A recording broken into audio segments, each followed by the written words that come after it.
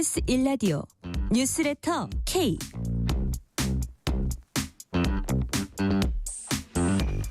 안녕하세요. 뉴스레터 K 진행하는 전종철입니다. 이재명 대통령이 UN 총회 기조연설에서 대한민국이 비상계엄을 극복하고 국제사회에 완전히 복귀했다고 선언했습니다. 또한 남북 간 교류와 관계 정상화, 비핵화로 나아가는 평화구상 이른바 엔드 이니셔티브를 제시했습니다. 민주당 정청래 대표는 조희대 대법원장 청문회를 두고 우리 국민은 불의한 대통령들을 모두 쫓아냈다면서 추미애 법사위원장과 법사위원들께서 열심히 해주시길 바란다고 독려했습니다.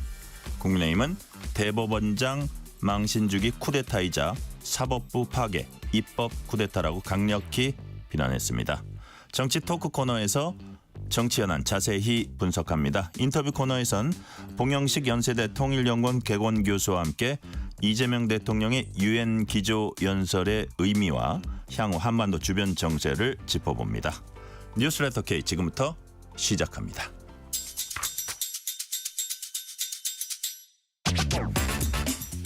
뉴스레터 K 정치 토크입니다. 홍익표 전 민주당 의원, 조혜진 전 국민의힘 의원 나오셨습니다. 어서 오세요. 네, 반갑습니다.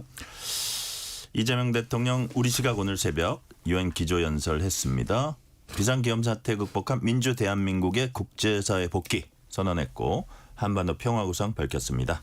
간단하게 이제 총평하신다면 홍익표 의원님 어떻게 평가하십니까? 네, 그 대통령의 그 중요한 UN 무대 데뷔였고요. 네. 두 가지 내용이었습니다. 그러니까 우리가 지난해 12월 3일부터 비상계엄, 탄핵 그리고 대선까지 이어진 과정에서 사실 그 다자외교뿐만 아니라 양자외교까지 거의 스톱된 상태였거든요. 네. 그런 측면에서 한국 사회의 민주주의 회복 탄력성과 함께 국제사회의 정상적인 국가로 복귀했다는 것을 확실하게 그 확인하는 자리였다 이렇게 보고요. 네. 그다음에 두 번째는 사실 지난 그 윤석열 정부 그 3년 동안 가장 많은 국민들이 우려했던 게 한반도의 군사적 충돌 가능성, 그다음에 북한의 그 핵무기 고도화로에 따른 어떤 긴장감 고조 등에 대한 불만이 컸었거든요. 네. 그런 측면에서 어찌됐든 이재명 대통령께서 END, 라는 그 새로운 그 북핵 문제에 대한 접근 방법과 함께 단계별 접근 방식을 제시함으로 인해서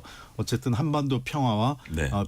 비핵화에 대한 강력한 의지를 천명했다 이런 의미를 그런 의미에서 평가해 볼 수 있는 연설이었지 않느냐 생각합니다. 네, 조혜진 의원님 어떻게 평가하세요? 좀 무난했다고 보여지는데 국내 정치 관련된 부분은 또 헷갈리게 만드는 부분이 있습니다. 밖에 나가서는 뭐 민주주의 회복됐다, 내란 종식됐다 그러고 안에서는 내란이 계속 진행되고 있다 그러고 계속 더 세게 해야 된다 그러고 좀 헷갈리는 부분이 있는데 국제사회는 어쨌든 그 한반도 정세 또 대북 문제, 네. 비핵화 문제 이런 부분에 대해서 관심이 있기 때문에 그에 대해서 메시지를 내놨는데 사실 어려운 과제이기 때문에 역대 정부들이 그 해결하지 못한 거를 새 정부 들어섰다고 이렇게 해결한다는 건 쉬운 일은 아니지만은 그래도 이 국제사회에서 뭔가 이렇게 내놓으려고 하면은 네.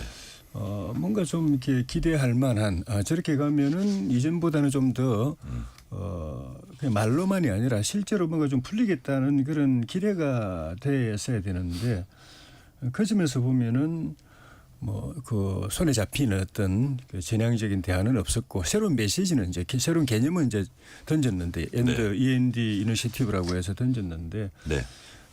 냉정하게 보면은 그것이 그 현실을 북한이 저렇게 꽁꽁 문 닫고 있는 걸 열어 가지고 문제를 좀 더 진전시킬 해법이 될 수 있을까에 대해서는 이렇게 손에 좀 잡히는 게 없고 오히려 이제 새로운 뭐 남북 관계 정상화라든지 이런 새로운 개념을 던짐으로 해서 논란의 소지도 좀 생겼다는 생각이 들었습니다. 네. 조희진 의원님께서는 뭐 무난하다는 평가는 기본적으로 해주셨고 그렇지만 좀 구체적으로 뭔가 성과를 끌어낼 수 있는 게 있었느냐 이런 부분은 약간 의문을 제시하셨고요. 자, 가장 주목할 부분은 한반도 평화 구상입니다. 이재명 대통령 UN 기조연설에서 관련 대목 들어보시겠습니다. 가장 확실한 평화는 싸울 필요가 없는 상태입니다. 교류, 관계 정상화, 비핵화, 즉 END를 중심으로 한 포괄적인 대화로 한반도에서의 적대와 대결의 시대를 종식하고 평화 공존과 공동 성장의 새 시대를 열어가야 합니다.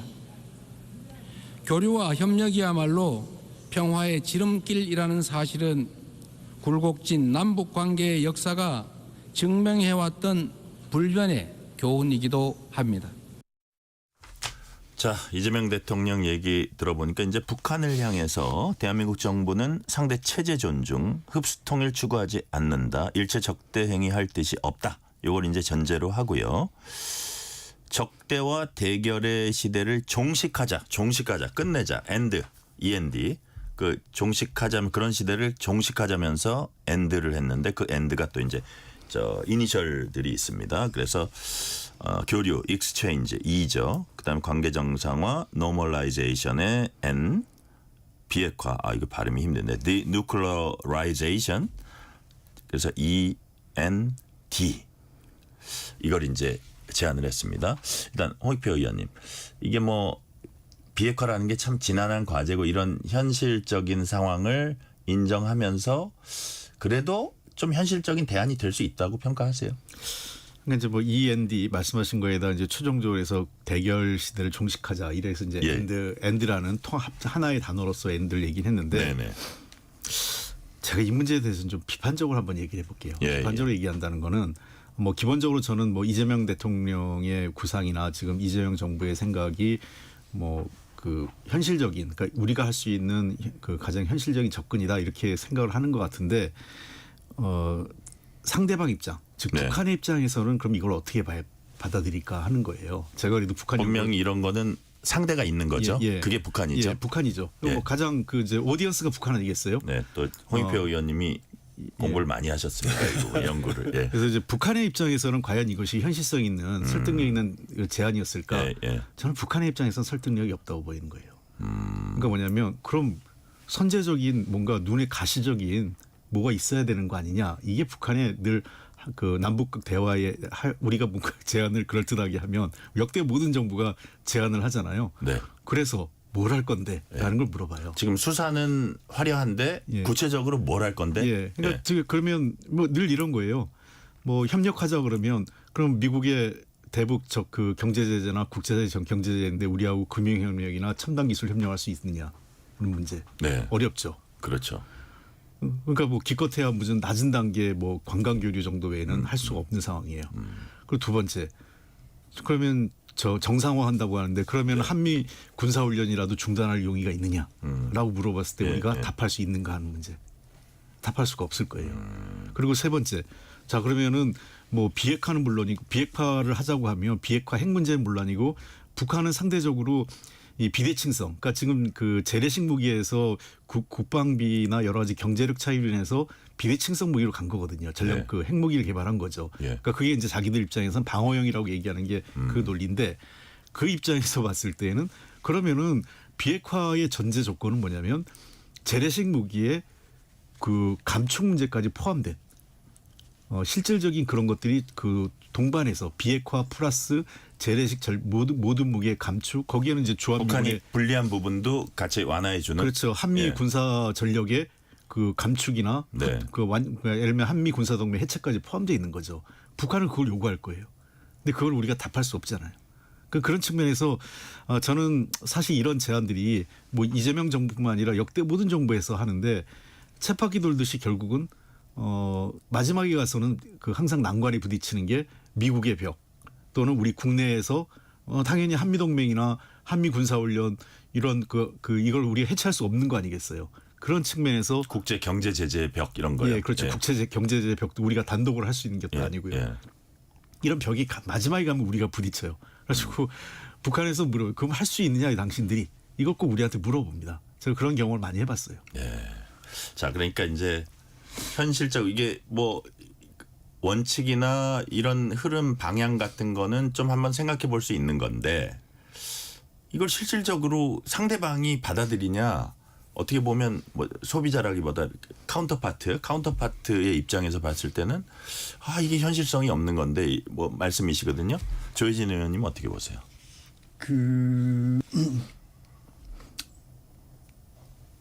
일단 던진 청사진은 분홍빛입니다. 예. 분홍빛인데 거기서 제시하는 방안들이 이제 실현 가능성이 있느냐 하는 게 이제 문제인데 예. 그 이재명 대통령이 하는 이야기를 들어보면은 역대 정부, 문재인 정부까지 포함해서 역대 정부의 그 비핵화를 포함한 이 한반도 문제 해결 방안은 그 이상적이었다. 그리고 그 목표치가 너무 높았다. 그러니까 현실하고 안 맞아서 네. 진척이 없었다. 거기서부터 이제 시작을 하는 것 같아요. 예. 차별화를. 그 문재인 대통령 때 시작할 때 CVID로 시작했잖아요. 네. 완전하고 검증 가능하고 불가역적인 걸로 시작했는데 그게 그대로만 되면 속 시원한 건데 그만큼 목표치가 높기 때문에 그 뒤에 진척이 없었잖아요. 예. 결과적으로 나중에는 뭐 그것도 많이 후퇴해가지고 그 용어를 쓰느니 마느니 하는 논란까지 이제 가버린 상태인데 그래서 이제 이재명 대통령이 얘기하는 거는 좀 더 나는 좀 더 현실적으로 접근하겠다. 본인 입으로도 이야기했잖아요. 단기간에 북한 핵을 폐기하는 건 어렵기 때문에 어렵다는 걸 전제로 해가지고 네. 일단 동결부터 하자.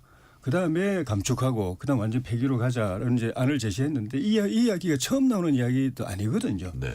그러니까 그 전문가들 중에 처음부터 그런 주장을 한 사람들이 있었는데 문제는 지금 말씀하신 거, 그 홍 의원님 말씀하신 것처럼 북한이 그걸 받아들일 수 없다는 거. 당장 어제 오늘 계속 북한이 던지는 메시지도 말도 안 되는 소리 하지 말라는 거거든요. 북한 정권의 그 최대 관심은 결국 정권 체제 유지인데 역대 보면 김일성 정부 때가 제일 그 체제 유지가 안정돼 있었고 김정일, 김정은으로 넘어오면서 계속 체제 유지가 불안정해지는 상황이어서 결국은 살아남기 위해서 핵을 만드는 거잖아요. 그리고 핵 만드는 건 자기들은 성공했다고 보거든요.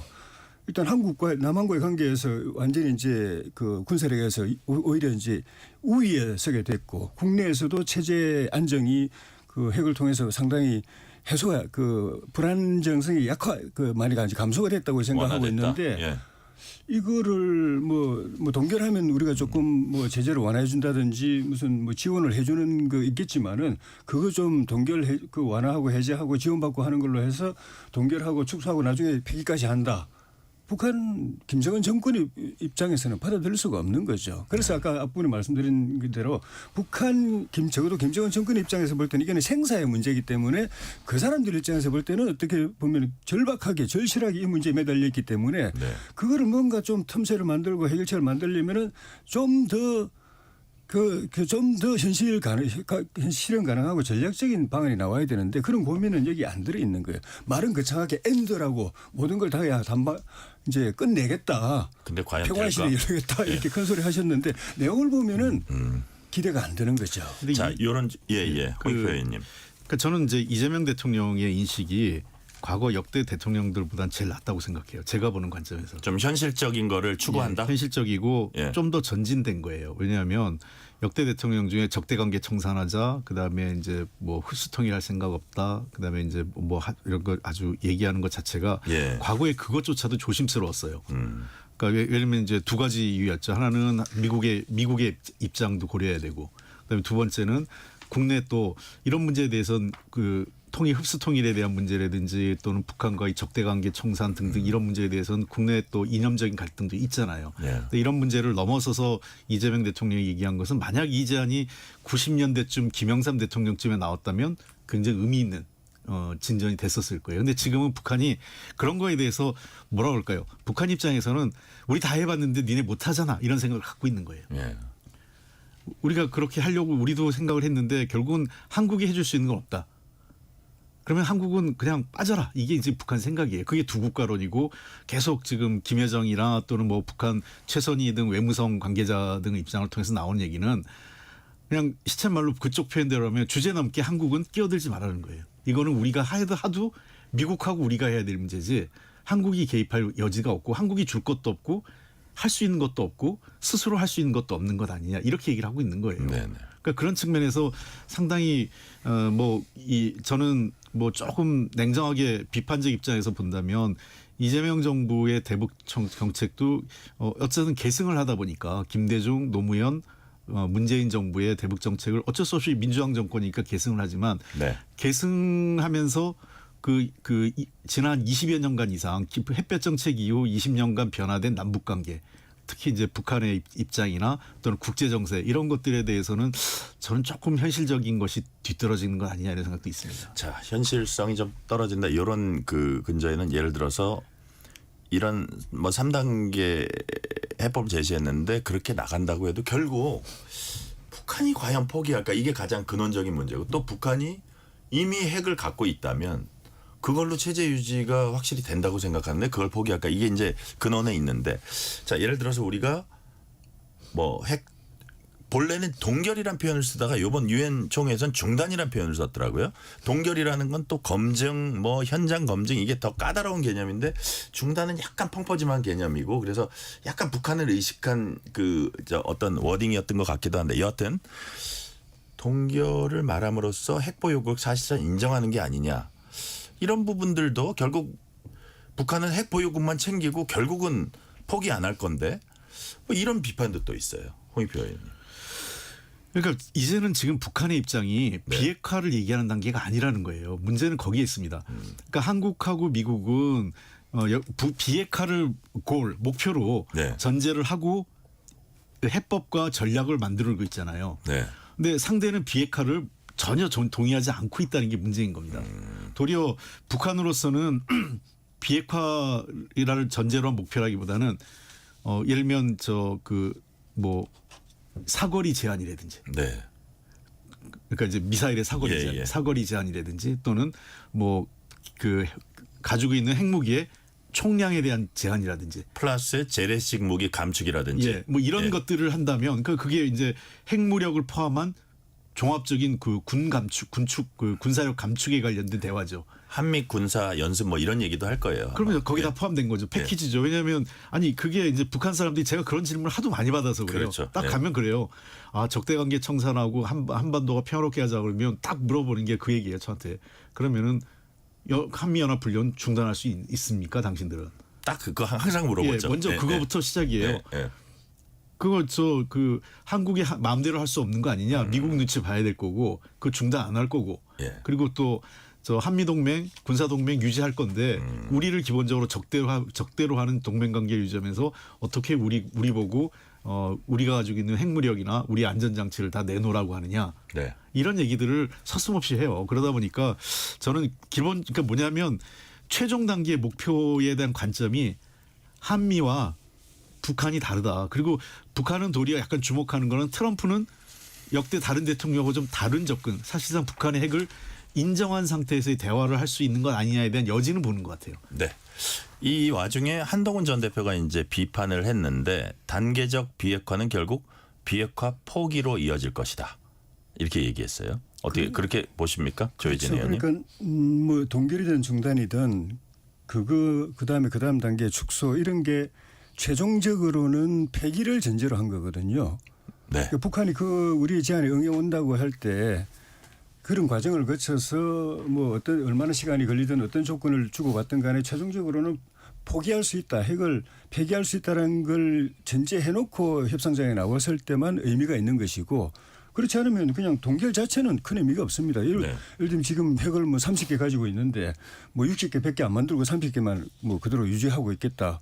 60개, 100개보다 나을지 모르겠지만은 핵은 몇 개만 터뜨려도 이미 끝나는 거잖아요. 상황이 종료되는 건데 30개 가지고 있는 것으로서 진척이 있다라고 어떤 국민들이 이걸 볼 것이냐 하는 거하고 그나마 그것도 이재명 대통령 본인도 이야기했다시피 공짜로는 안 되는 거거든요. 이재명 대통령도 동결해주면 중단해주면 그 조건으로 제재를 완화해준다든지 또는 북한에 바라는 지원을 해주겠다든지 이렇게 이야기를 하고 있는데 그게 과거에 이 핵 개발하는 것만 가지고 북한이 우리나 국제사회 미국을 비롯한 국제사회하고 협상할 때 썼던 살라미 전략 조금 양보하면서 받아낼 건 다 받아내고 결국은 핵은 그대로 개발 계속 지속하고 했던 거를 조금 더 아주 북한 입장에서 볼 때는 전략적으로 이미 핵을 가지고 있기 때문에 할 수 있는 기회를 주는 것밖에 안 된다. 그런데 좀 전에도 다 동의하지만은 북한이 안팎의 여러 상황 주관적 객관적 상황으로 볼 때 핵을 포기한다는 거는 기대하기 힘들다. 우리가 바라긴 하지만 기대하기 힘들다라는 것 때문에 그래서 어려운 문제고 어려운 문제인 만큼 이렇게 그냥 그 무슨 새로운 개념이나 툭툭 뭐 엔드 영어 뭐 새로운 용어 개발하고 이렇게 던지는 접근 방식으로는 진전이 있을 수가 없다. 아니, 근데 예, 저는 뭐 의원님. 대통령의 제안이 그 현실화만 되면 전 동결만 돼도 의미가 없다고 생각하진 않아요. 왜냐하면 이게 이제 사실 그 전에 그 트럼프 문재인 정부 박근혜 정부 때도 나왔던 얘기가 뭐냐면 3No 정책이라는 게 있었어요. 대북 정책에 3No가 뭐냐면 No better. 그러니까 더 무기를 개량하지 않는 거. 네. 핵무기죠. No more. 더 많이 가지지 않게. No proliferation. 확산하지 않게. 예. 이 세 가지만 한다면 일단은 그게 이 세 가지가 되는 게 freeze, 동결이거든요. 그러니까 저는 이렇게만 돼도 상당히 위협을 제거할 수 있죠. 그러니까 사실은 북한이 그동안 뭐냐면 미국의 그 전략문제연구소라든지 여러 그 발표 자료에 따르면 미국 국무부에서도 그런 그 내용의 그 발표를 한 적이 있었는데 네. 재밌는 거는 재밌다기보다는 좀 심각한 거는 남북 대화나 북미 대화가 줄어들 때, 그러니까 육자회담이든 모든 대화의 틀이 닫혔을 때 북한의 핵무기 개발 속도나 이런 그 핵 능력 고도화가 빠르게 진전됐다는 거예요. 그러니까 아무런 제어 장치가 없이 가는 거죠. 그런 측면에서 그 이재명 대통령의 문제의식은 매우 현실적인 건 맞아요.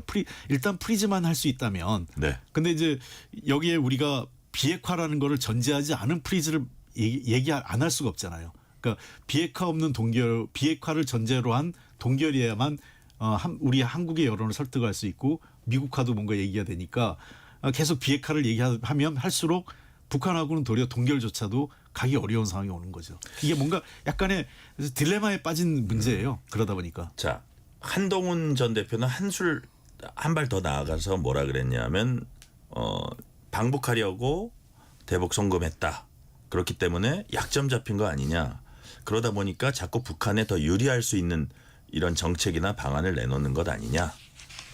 여기에 대해서 여당은 궤변이다. 떨어진 몸값 올리려고 억지 주장하고 있다. 이렇게 약간 설왕설래 있던데 이 부분은 그거는 좀 말이 안 되는 그래요? 얘기예요. 유엔 연설에서 그 대북 송금 특검은 저는 제가 그래도 북한 연구를 해본 사람이고 그런 실무 협상을 했는데 네. 대북 송금 대납은 현실적으로 가능하지 않아요. 그거는 우리의 사법 시스템에서 그렇게 의혹을 할지 모르겠지만 북한의 행정과 어떤 그 대화 기구 시스템을 한다면 대납이라는 것은 불가능하고요. 그리고 경기도에 돈이 많아요. 대납을 할 만큼 그런 이유가 하나도 없는 상태입니다. 경기도가 남북 교류협력 기금 지자체 교류협력 기금이 과거 손학규 지사 때부터 쌓아놔가지고 제일 많은 지자체예요. 그러니까 굳이 자기의 대북 문제와 관련돼서 기업에게 손 벌려서 대납을 요구할 이유가 하등도 없는 겁니다. 예. 조희진 의원님은 이 부분 짧게. 그거야 저기 재판이 이제 밝혀줄 일이고 한동훈 대표 입장에서 볼 때는 뭐 그뿐만 아니라 한도 대표뿐만 아니라 그런 생각을 할 수 있는 분, 주장할 수 있는 분들이 많이 있을 거라고 보는데 어쨌든 그 역대 정부도 그랬다시피 이재명 정부도 북한하고 대화의 장을 열고 거기서 뭔가 새로운 그림을 그려내려고 하는 생각은 있는 거죠. 네. 근데 그게 실질적으로 우리 국민들이 이게 그 고민하는 걱정하는 문제를 해결하는 방향으로 가려고 접근하는 것이냐 아니면은 그냥 이벤트성으로 접근하려고 하는 것이냐 하는 이제 문제고 그리고 그런 접근 방식이 북한의 변화를 이끌어낼 수 있는 것이냐 북한이 태도를 바꾸고 열고 나올 수 있게 만들 수 있는 것이냐 하는 건데 네. 그런 점에서 지난번에 강복절 기념사에서도 그 3원칙이라고 해가지고 북한 체제 존중해주겠다. 일제 그 어떤 형태 흡수 통일도 안 하겠다. 또 적대 행위 일체 적대 행위 안 하겠다고 그랬는데 그게 우리 헌법이나 또 우리의 국시라는 국가 전략 그 남북 관계의 통일의 목표에 일치하느냐 하는 문제도 있지만은 북한의 입장에서 볼 때 아까 홍 의원님도 잠깐 말씀하신 대로 이거는 진짜 그 뭐랄까 오지랖도 넓다 이렇게 생각하는 것이거든요. 뭐 우리가 이미 핵무기를 통해서 이제 남한 이게 전체 군사력에서 이미 열세에서 우위를 딱 갖고 상투를 잡고 있는 건데 마치 자기들 봐주는 듯이 접근하는 것 자체가 웃긴다는 그런 뉘앙스로 계속 이야기를 하고 있기 때문에 네. 이런 식으로 접근해가지고는 별 진척이 기대가 안 된다는 거죠. 조희대 대법원장 대선 개입 의혹 청문회 두고 이제 여야가 계속 공방 벌이고 있는데 그래서 이게 법사위원들 추미애 법사위원장과 법사위원들이 단독적으로 이렇게 했냐 과연 여당 투톱이 알았냐 몰랐냐 뭐 이런 보도가 있었는데요. 정청래 대표가 입장을 밝혔습니다. 민주당 정청래 대표 얘기 들어보시겠습니다. 헌법 유린 삼권 분립 사망의 장본인들인 이승만, 박정희, 전두환, 노태우, 이명박, 박근혜, 윤석열은 모두 국민의힘 귀당 쪽이 배출한 대통령들 아닙니까? 부끄러운 줄 알아야지 어디다 대고 삼권 분립 사망 운운합니까? 우리 국민들은 헌법 유린 삼권 분립 훼손, 부정비리, 국정농단, 내란 사태 등 불의한 대통령들을 다 쫓아냈습니다. 대법원장이 뭐라고 이렇게 호들갑입니까? 추미애 법사위원장을 비롯한 법사위원들께서는 열심히 해주시기 바랍니다. 진짜 삼권 분립을 망가뜨린 사람은 삼권 분립 최후에 보루해야 할 조희대 대법원장의 대선 개입 의혹입니다. 자, 홍익표 의원님. 오랜 대한민국 역사 이승만 대통령까지 올라가다 쭉 보면 불의의 대통령들 다 쫓아냈고 이렇게 대통령 많이 쫓아내는데 대법원장이 뭐라고. 자, 조희대 대법원장이 바로 삼권 분립을 망가뜨린 사람이다. 그래서 그 청문회에서 이 사람 쫓아내야 된다. 이런 취지로 이제 그 어떻게 보면 법사위원들한테 힘을 실어준 겁니다. 네. 자, 요건 짧게 투톱이 알았냐 몰랐냐 뭐 이런 얘기가 나오는데 원내대표 하셨으니까. 근데 이번에는 김병기는 몰랐고 정청래는 알았을 거다 이런 얘기도 있어요. 어쨌을까요? 그렇진 않은 것 같고요. 예. 청문회 자체에 대한 검토는 했던 것 같아요. 지도부도 알고 있었고 할지 말지를. 근데 그날 의결할 줄은 몰랐던 것 같아요. 그러니까 할 수도 있겠다 했는데 예. 만약에 한다면 우리하고 더 상의를 하겠지 생각하고 있었는데 예, 그런 정도인 것 같습니다. 그러니까 왜냐하면 이것 자체를 하지 말자 이런 게 아니라 네.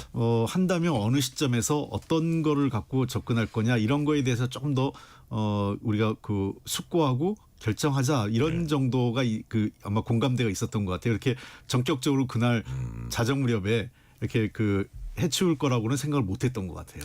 자, 이제 민주당과 뭐 정청래 대표, 조희대 대법원장이 대선 개입한 거다 이렇게 이제 규정하고 있는데 반면에 지금 보여지고 있는 어떤 사법부에 대한 압박, 조희대 대법원장의 재판으로 인해서 이거는 대선 개입이니까 끌어내린다 이런 부분을 국민의힘에서는 이건 입법 쿠데타다. 그야말로 이건 사법 파괴다 이렇게 보는데 그런 주장에 대해서는 어떻게 보세요?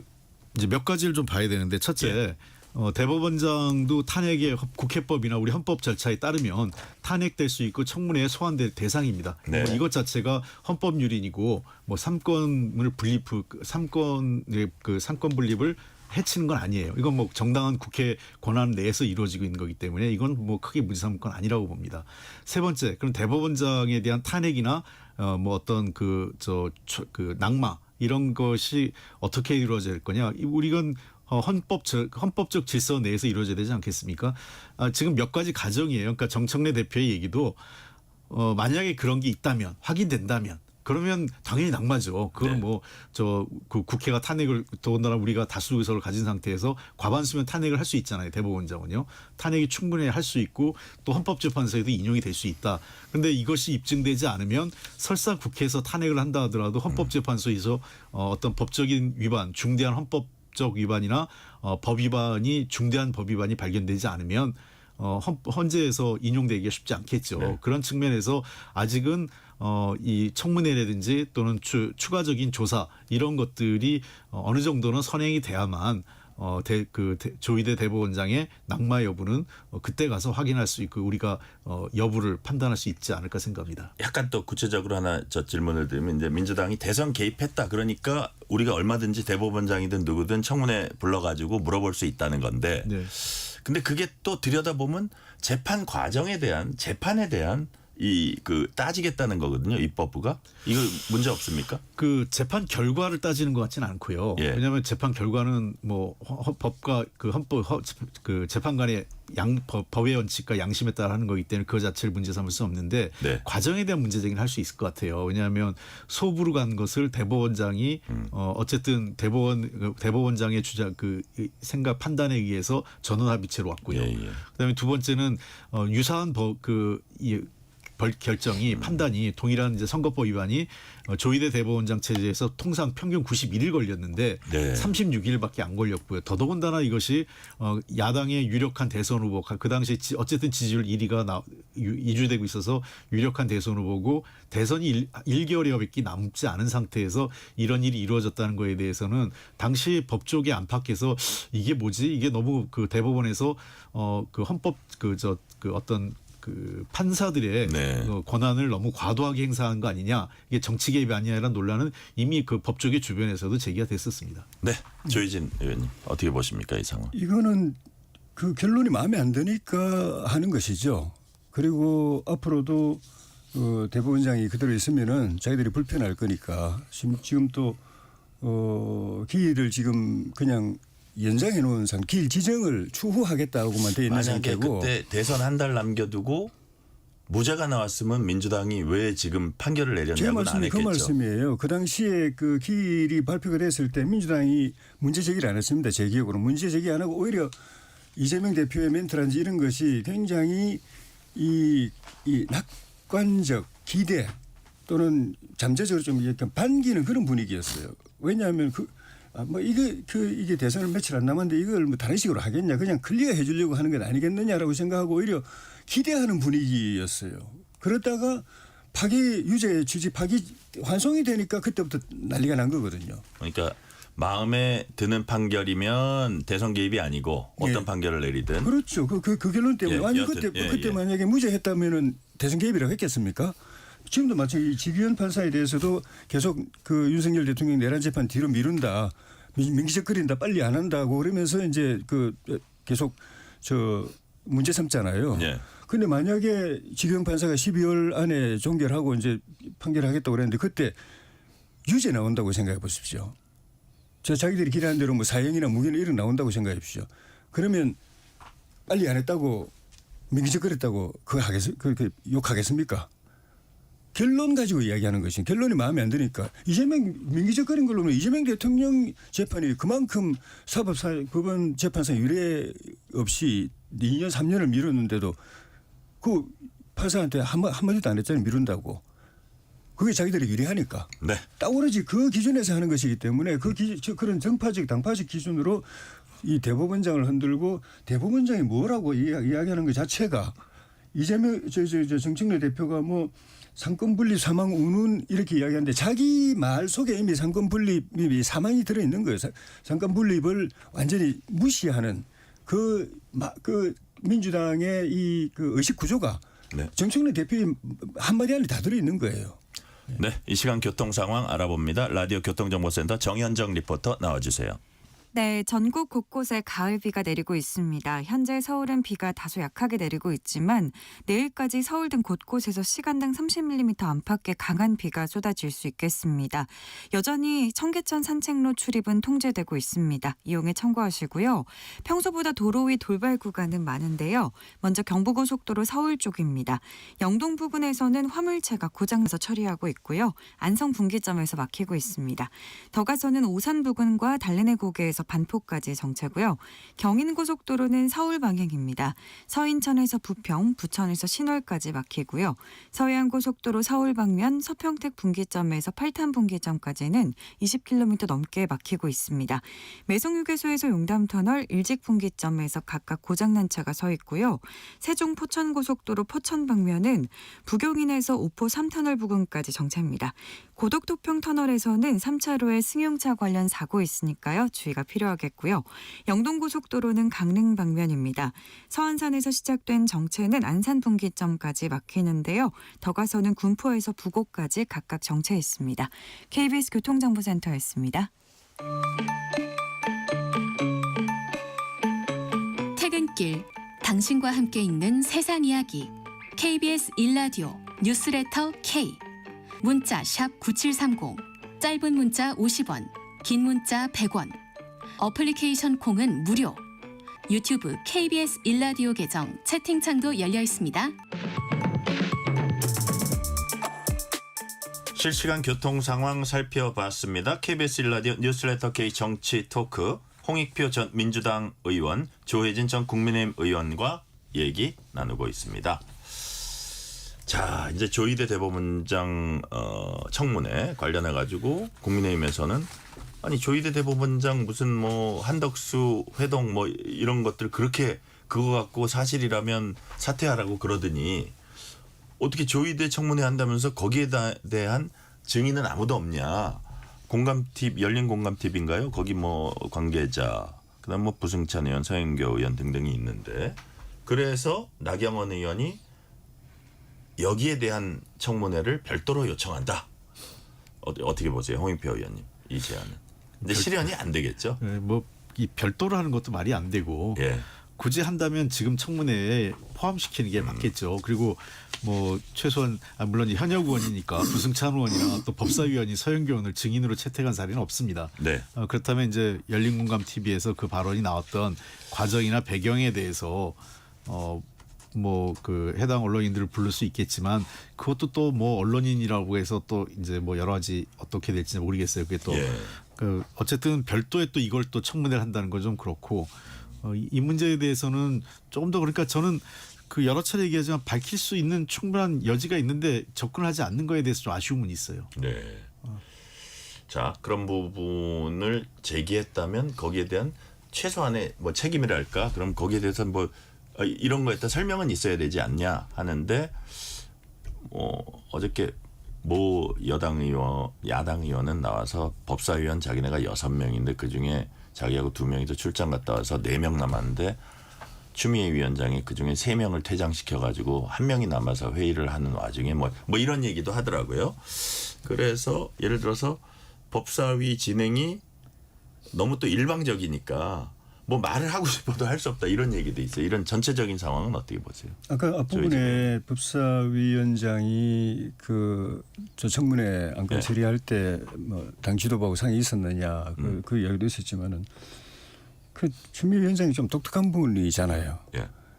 제가 추미애 위원장이 6선인데 법사위원장 할 때 제가 말씀드렸잖아요. 정청래 법사위에 곱하기 2가 될 거다. 예. 현실화되고 있습니까? 예, 그렇죠. 예. 원래 제가 이제 초선 때 또 환노위 위원장으로 모셨는데 그때부터 해버린 그때도 사건이 있었는데. 근데 일단은 의원 발언을 그냥 마음대로 자르고 장관의 예를 들면 제가 질문해서 장관이 이제 답변했는데 그 답변이 마음에 안 드니까 그러니까 원래 제 질문이 마음에 안 드는 거죠. 그에 대해서 장관이 호응하는 답변을 하니까 질문 잘라버리고 장관은 막 그냥 답변했다고 막 야단치우고. 예. 그리고 나중에는 결국 뭐 우리 정부 주요 그 역점 사업 이명박 정부 역점 사업 처리할 때 그때는 또 거꾸로 우리 그 한나라당 의원들만 방에다 들어오게 하고 회의실에 들어오게 하고 자기 속한 민주당 의원들은 못 들어오게 그냥 문 잠궈 놓고 그 날치기를 해가지고 그것도 참 이상한 일이 어떻게 보면 좀 잊기 힘든 일이었죠. 그 전에 예. 노무현 대통령 탄핵 때도 또 앞장섰다가 나중에 삼보일배하고 이런 행동 양식이 보통의 의원들한테는 드물거든요. 그래서 이제 직권남용죄로 고발한 방안 검토한다 나경원 의원이. 이 부분은 뭐 이렇게 약간 해당이 될 수 있는 그 혐의라고 지금 보세요. 민주당이 내란몰이하면서 직권남용 뭐 배임 뭐 이렇게 직무유기 이런 그 갖다 대는 잣대로 하면은 충분히 그럴 수 있죠. 과거에 그러니까 야당 몫의 간사를 자기가 그냥 거부하고 나중에는 결국 그 표결에 붙여가지고 무산시켜버리고 부결시켜버리고 또 그 의원들을 갖다가 그냥 회의실에 쫓아내고 이런 것들이 그런 기준에서 보면은 제대로 이거는 바로잡겠다 하면은 다 처벌할 수 있는 사안들이죠. 네, 홍익표 의원님, 윤석열 오빠가 좋아하겠냐 뭐 이런 발언을 했어요. 그랬더니 국민의힘에서는 여성 의원들이 여성 전체 모욕했다. 법사위원장 사퇴도 요구했는데. 근데 국민의힘에서는 그러면 추미애 위원장은 이재명 오빠가 하남 공천 주고 정청래 오빠가 법사위원장 시켰냐 이런 뭐 조롱도 하던데 이런 이게 일종의 모욕 정치, 조롱 정치. 그래 동료 의원들인데 퇴장해라 뭐 이런. 왜 이런 일이 생길까요? 그러니까 본인의 뭐 인성이나 스타일도 있겠지만 어쨌든 저는 좀 용어 선택은 좀 신중했으면 좋겠어요. 뭐 상임위원장은 저도 상임위원장을 해봤기 때문에 조혜진 의원도 하셨지만 상임위원장은 회의의 질서를 유지하고 회의가 원만하게 진행될 수 있도록 하는 의무와 권한이 있어요. 그러니까 회의를 방해하거나 정상적인 회의가 안 되도록 하는 의원에 대해서는 퇴장 조치할 수 있는 권한이 있습니다. 그런 권한을 행사해야 할 수 있지만 그 권한을 매우 신중하고 조심스럽게 사용하게 돼 있고요. 그다음에 이제 위원장이 양당의 견해를 균형되게 이렇게 반영하려고 노력한다는 전제하에 말씀하시는 거죠. 예. 그다음에 두 번 물론 이제 그게 지금 내란이라는 특수한 상황이라는 반영하에 모든 것이 약간 좀 뉴노멀이 돼 있는 건 맞습니다. 네. 그러니까 비정상의 일상화가 돼 있는 거죠. 거기다가 근데 어쨌든 저는 윤석열 오빠란 말에 그 오빠는 좀 적절치 않았다고 봅니다. 그러니까 뭐 그게 뭐 여성 비하냐 이런 것까지 아니더라도 네. 위원장이 위원에게 쓸 용어는 아니죠. 그러니까 예컨대 우리가 그 개별적인 국회의원들 관계에서도 정당이 달라도 사적으로는 형 동생 하거나 선배 후배 이렇게 하는 경우 있어요. 뭐 오빠 동생 하는 사람들도 있고 그렇지만 그렇다고 해서 그게 공식적인 자리에서 쓰진 않거든요. 네.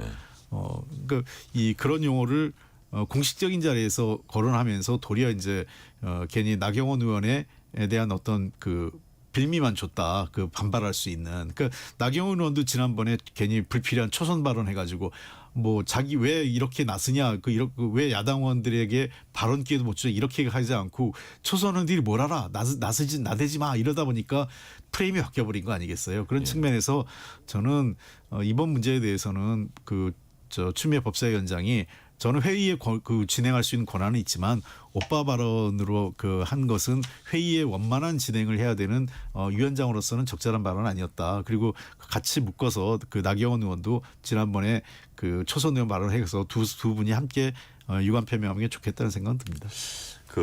주진우 의원은 이런 얘기를 하더라고요. 지금 법사위장을 자기 쇼츠 찍는 공연장으로 만들고 있다. 그걸로 활용하는 이게 말이 되냐. 그러면서 자기 정치에 활용하고 있다. 지금 지방선거 겨냥했냐. 뭐 이런 얘기도 하고 있거든요. 그런 부분은 조희진 의원님 어떻게 보세요? 미국 같은 선진 의회에서도 그게 유행이 돼가지고 쇼츠 찍지 말라고 이제 그 안에서 무슨 지침인지 법안인지 나오고 있는 상황인데 우리는 제일 심한 나라 중에 하나인 것 같아요. 특히 좀 전에 말씀드린 대로 추미애 위원장은 본인의 독특한 성향도 있는 데다가 정치적 목표가 있잖아요. 뭐 그중에 뭘 할지 모르겠지만은 우리가 알기로는 국회의장도 한번 욕심을 냈었고 뭐 서울시장 생각도 한번 했다가 지금 경기지사 이야기도 나오고 뭐 그걸 위해서는 이재명 대통령 되는 거 보고 정청래 당대표 되는 거 보고 결국은 당내 강성 개딸 지지자들 당원들한테 점수 따야 된다. 딱 그 계산하에서 움직이는 것 같아요. 그러니까 그걸 그렇게 함으로써 이 상임위가 어떻게 망가지고 의회 정치가 어떻게 망가지는지 동료 의원들 간의 신뢰가 어떻게 형해화되는지 그런 것에 대해서는 아무 관심이 없는 육선까지 하신 분이 국회의장 하겠다고 나셨던 분이 이런 식으로 의회 운영하는 것이 지금 우리 국회의 참담한 현실이라고 생각이 듭니다. 네. 국회 운영위원회가 10월 국정감사 계획서 증인 참고인 출석을 논의했습니다. 여기에 논점이 됐던 사람은 강훈식 실장도 아니고 김용범 실장도 아니고 바로 김현지 비서관이었다고 합니다. 자, 김현지 총무비서관의 출석을 요구하는 국민의힘 입장 들어봅니다. 유상범 국회 운영위원회 간사, 국민의힘 간사 얘기 들어보시겠습니다. 이재명 대통령의 최측근이라고 평가받는 김현지 비서관을 국회에 보내지 않음으로써 30년간 진행되었던 어떤 전통을 지금 다수당이라는 이유로 일방적으로 배제시키려는 이 모습은 뭔가 숨기는 것이 있기 때문에 출석을 안 시키려고 한다 하는 비난을 받을 수밖에 없고요. 이와 같은 안은 비서관 한 명을 가지고 이렇게 30년에 걸쳐서 지켰던 당연히 인정될 수밖에 없고 출석을 해야만 하는 사람을 배제하는 이 안에 대해서는 저희가 받아들일 수가 없습니다. 그래서 이 부분에 대해서는 추가 논의를 해서 반드시 참석을 시켜야 된다는 것이 저희 당의 입장이고. 자, 홍익표 의원님, 이재명 대통령의 정말 오랜 측근이다. 그래서 여기가 정말 실세다. 뭐 이렇게 평가를 받는데 정말 정작 이분이 어떤 분인지 뭐 어떤 학교를 나왔는지 이걸 잘 모르는 분들도 많다고 해요. 근데 예를 들어서 지난번 뭐 강선우 그 장관 후보자 때 잠깐 이름이 거론되고 해가지고 진짜 인선에 개입을 하는 건지 그 총무비서관으로서 단순 연락만 한 건지 뭐 여러 가지 얘기가 있는데 국민의힘이 이렇게 김현지 비서관한테 집착하는 이 부분은 어떻게 보세요? 그래서 하여간 그 뭐 지금 정치권에서 또 언론도 그렇고 김현지 비서관한테 너무 많은 집착을 하는 것 같아요. 네. 이게 뭐 스토커들도 아니고 다들 저도 잘 몰라요. 그러니까 네. 왜냐하면 그때 의원실에 보좌관들이 있었기 때문에 오며 가며 이렇게 그 인사한 정도. 예. 뭐 얘기를 뭐 깊이 대화를 해보거나 차를 같이 마시면서 얘기해봐. 또 통상 그 의원과 보좌관의 관계에서 그 다른 실 의원실의 보좌관하고 네. 그런 경우가 많지 않아요. 그러니까 그냥 이렇게 그 근무하시는군요. 안 계시죠? 이 정도 인사하고 그냥 넘어가고 이렇게 끝나는 관계이고요. 자, 그다음에 지금 대통령실도 그렇고 국회도 그렇고 너무 과잉 대응해서 그래요. 김현지 씨 같은 경우는 지금 총무비서관이라 총무비서관의 권한은 대통령실 내에서만 유효합니다. 그러니까 인사 권한이 그러니까 대통령실에 어떤 직원을 쓸 거냐 하는 건 총무비서관의 권한 범위에 있지만 예를 들면 밖에 대통령실 넘어서는 뭐 장관 인사는 물론이고 공공기관의 인사는 그거는 총무비서관의 권한 영역이 아니에요.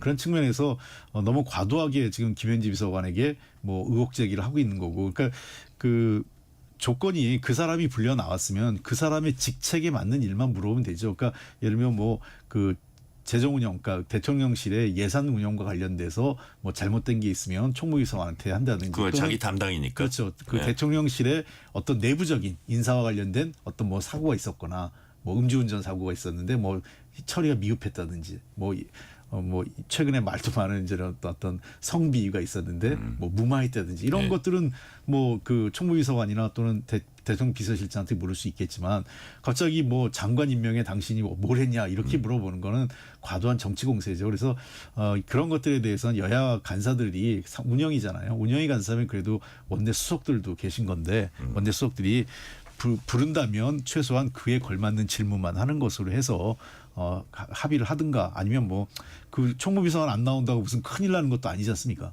뭐 그건 저는 그렇게 보입니다. 자, 조혜진 의원님. 예.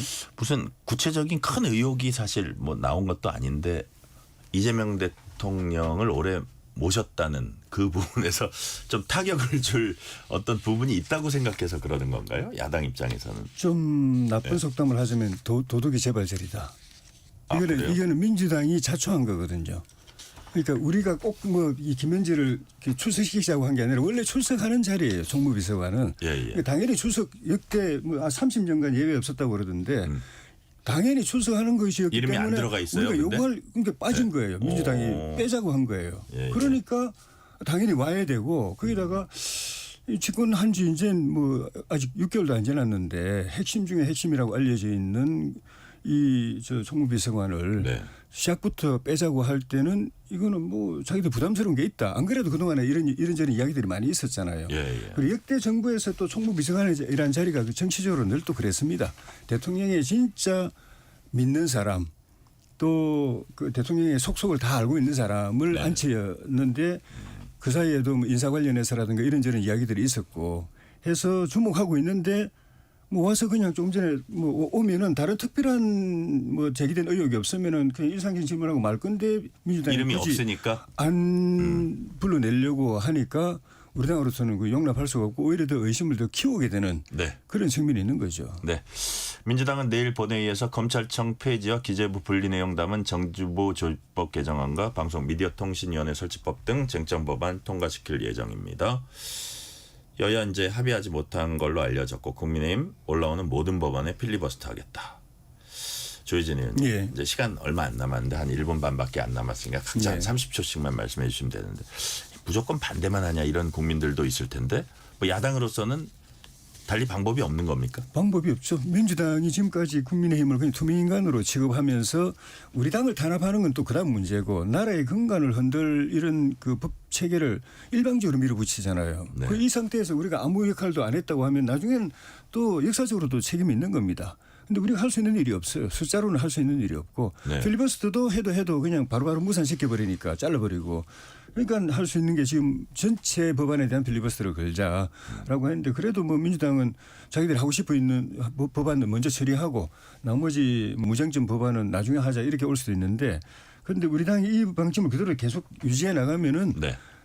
결국 민주당이 집권 기간 동안에 전에 같았으면 예년에 같았으면 몇만 건을 통과시켜야 될 걸 몇백 건도 통과 못 시키는 상황이 올 수도 있기 때문에 민주당도 아마 고민을 안 할 수가 없을 거예요. 국민의힘을 계속 이렇게 무시하고 가도 될 것이냐.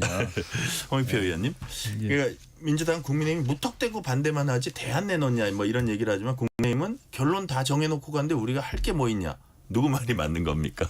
뭐 저는 두 가지 입장 다 어느 정도 인정을 합니다. 뭐냐면 민주당으로서는 해야 할 거기 때문에 할 수밖에 없고요. 네. 국민의 입장에서는 야당인데 야당의 주장이 하나도 반영되지 않았기 때문에 필리버스터 하겠다. 이건 뭐 저는 여야가 각자의 권한, 그러니까 다수 의석을 가진 여당은 다수 의석에 의해서 안건을 처리하는 거고 소수 정당은 자기 의사를 표현하기 위해서 필리버스터 쓰는 것도 그때로 또 저는 존중해야 된다 이렇게 생각을 합니다. 네. 오늘 말씀은 여기까지 듣겠습니다. 지금까지 홍익표 전 민주당 의원, 조혜진 전 국민의힘 의원이었습니다. 오늘 말씀 감사합니다. 고맙습니다. 뉴스레터 K 1부 마치고 2부가 이어집니다.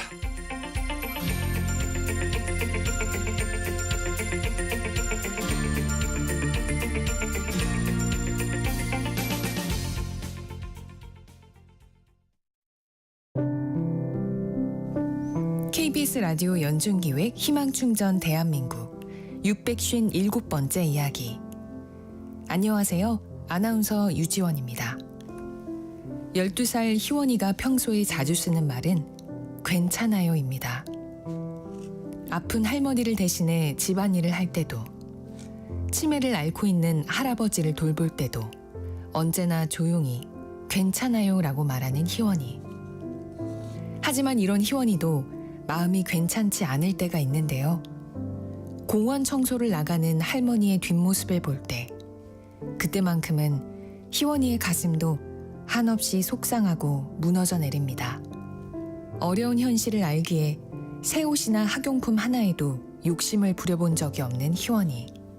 그저 바라는 게 있다면 갓난쟁이 손녀를 품어준 할아버지, 할머니와 오래오래 함께하고 싶다는 것뿐.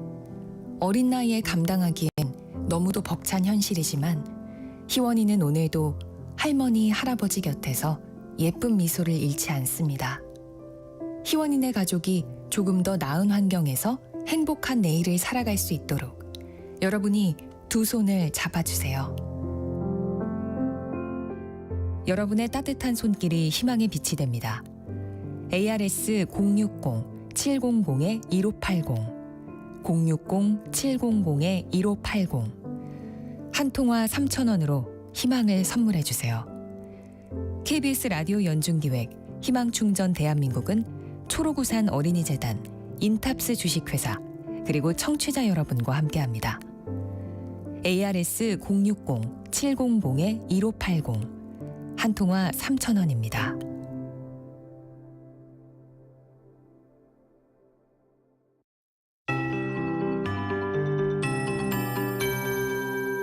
KBS 58분 날씨.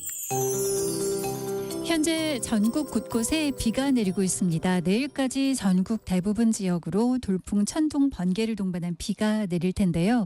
서울과 인천, 경기 북부, 강원 북부는 내일 새벽에 비가 그치고 경기 남부와 강원 중남부는 내일 오전에, 충청과 전라권은 오후에, 경상권과 제주는 내일 밤에 비가 그치겠습니다.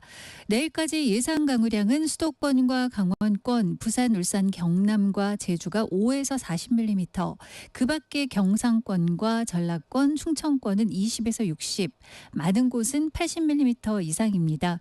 이후 모레 금요일 새벽부터 밤 사이에도 남부지방 중심으로 가끔 비가 오겠고요.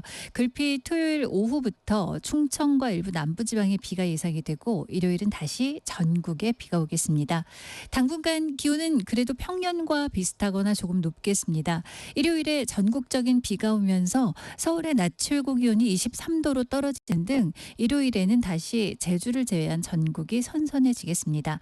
내일 아침 서울 20도, 세종 21도, 광주 대구 23도 등 전국이 18도에서 24도로 출발하겠고 내일 낮 최고 기온 서울 대구 28도로 다시 오늘보다 오르겠습니다. 세종이 26, 광주 27, 강릉은 30도까지 내일 낮 기온 오르겠습니다. 지금 서울 기온 23도입니다. 최영우였습니다.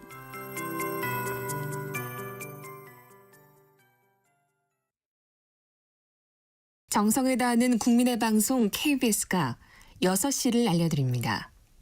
AM 711kHz, FM 97.3MHz, KBS 1라디오입니다. HLKA.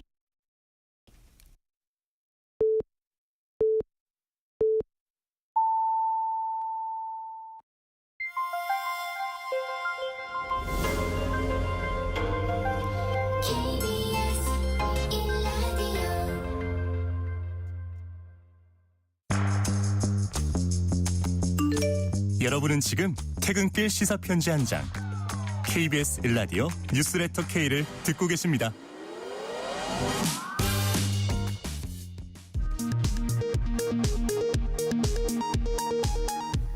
이 시각 라디오 정보센터 뉴스입니다. 이재명 대통령이 유엔 총회에서 첫 기조연설을 했습니다. 이재명 대통령은 빛의 혁명을 통해 내란을 극복하고 민주 대한민국이 돌아왔다고 국제사회에 선언했습니다. 한반도 평화 구상도 밝혔습니다. 교류와 관계 정상화, 비핵화를 중심으로 평화 공존과 공동 성장의 새 시대를 열어가겠다고 밝혔습니다. 검찰청을 폐지하고 기획재정부를 분리 개편하는 내용의 정부조직법 개정안이 민주당 주도로 국회 법제사법위원회를 통과했습니다.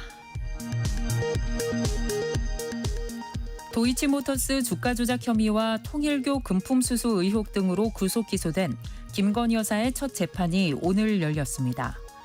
법원이 법정 촬영을 허가하면서 역대 영부인 중 최초로 피고인석에 앉아 있는 김 여사의 모습이 공개됐습니다.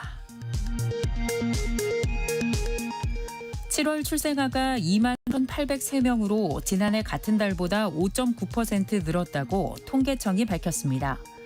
월별 출생아 수는 지난해 7월부터 13개월 연속 증가했고 올해 들어 7월까지 태어난 출생아 수는 지난해보다 7% 넘게 늘었습니다. 주 4.5일제 도입 여부를 논의하는 노사정 협의체가 출범했습니다.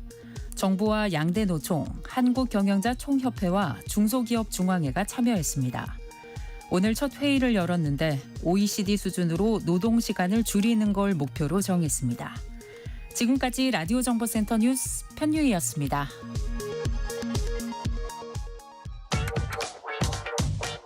뉴스의 진수를 보여주는 인터뷰.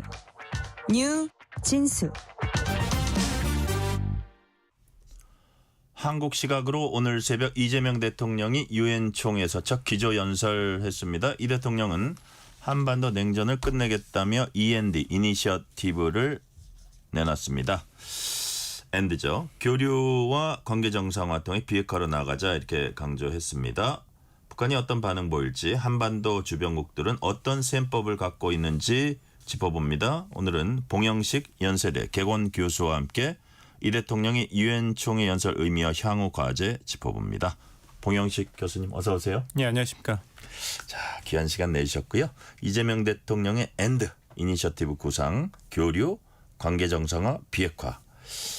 이게 근데 그냥 이게 순서겠구나 할 수도 있지만 또 이런 얘기도 해요. 뭐 비핵화를 먼저 해야 뭐 그 이전에는 관계 정상화해서 이게 과연 이재명 대통령이 내놓을 때는 순서를 가정을 하고 내놨을까요? 아니면 일단 이 개념 세 가지를 따로따로 내놨을까요?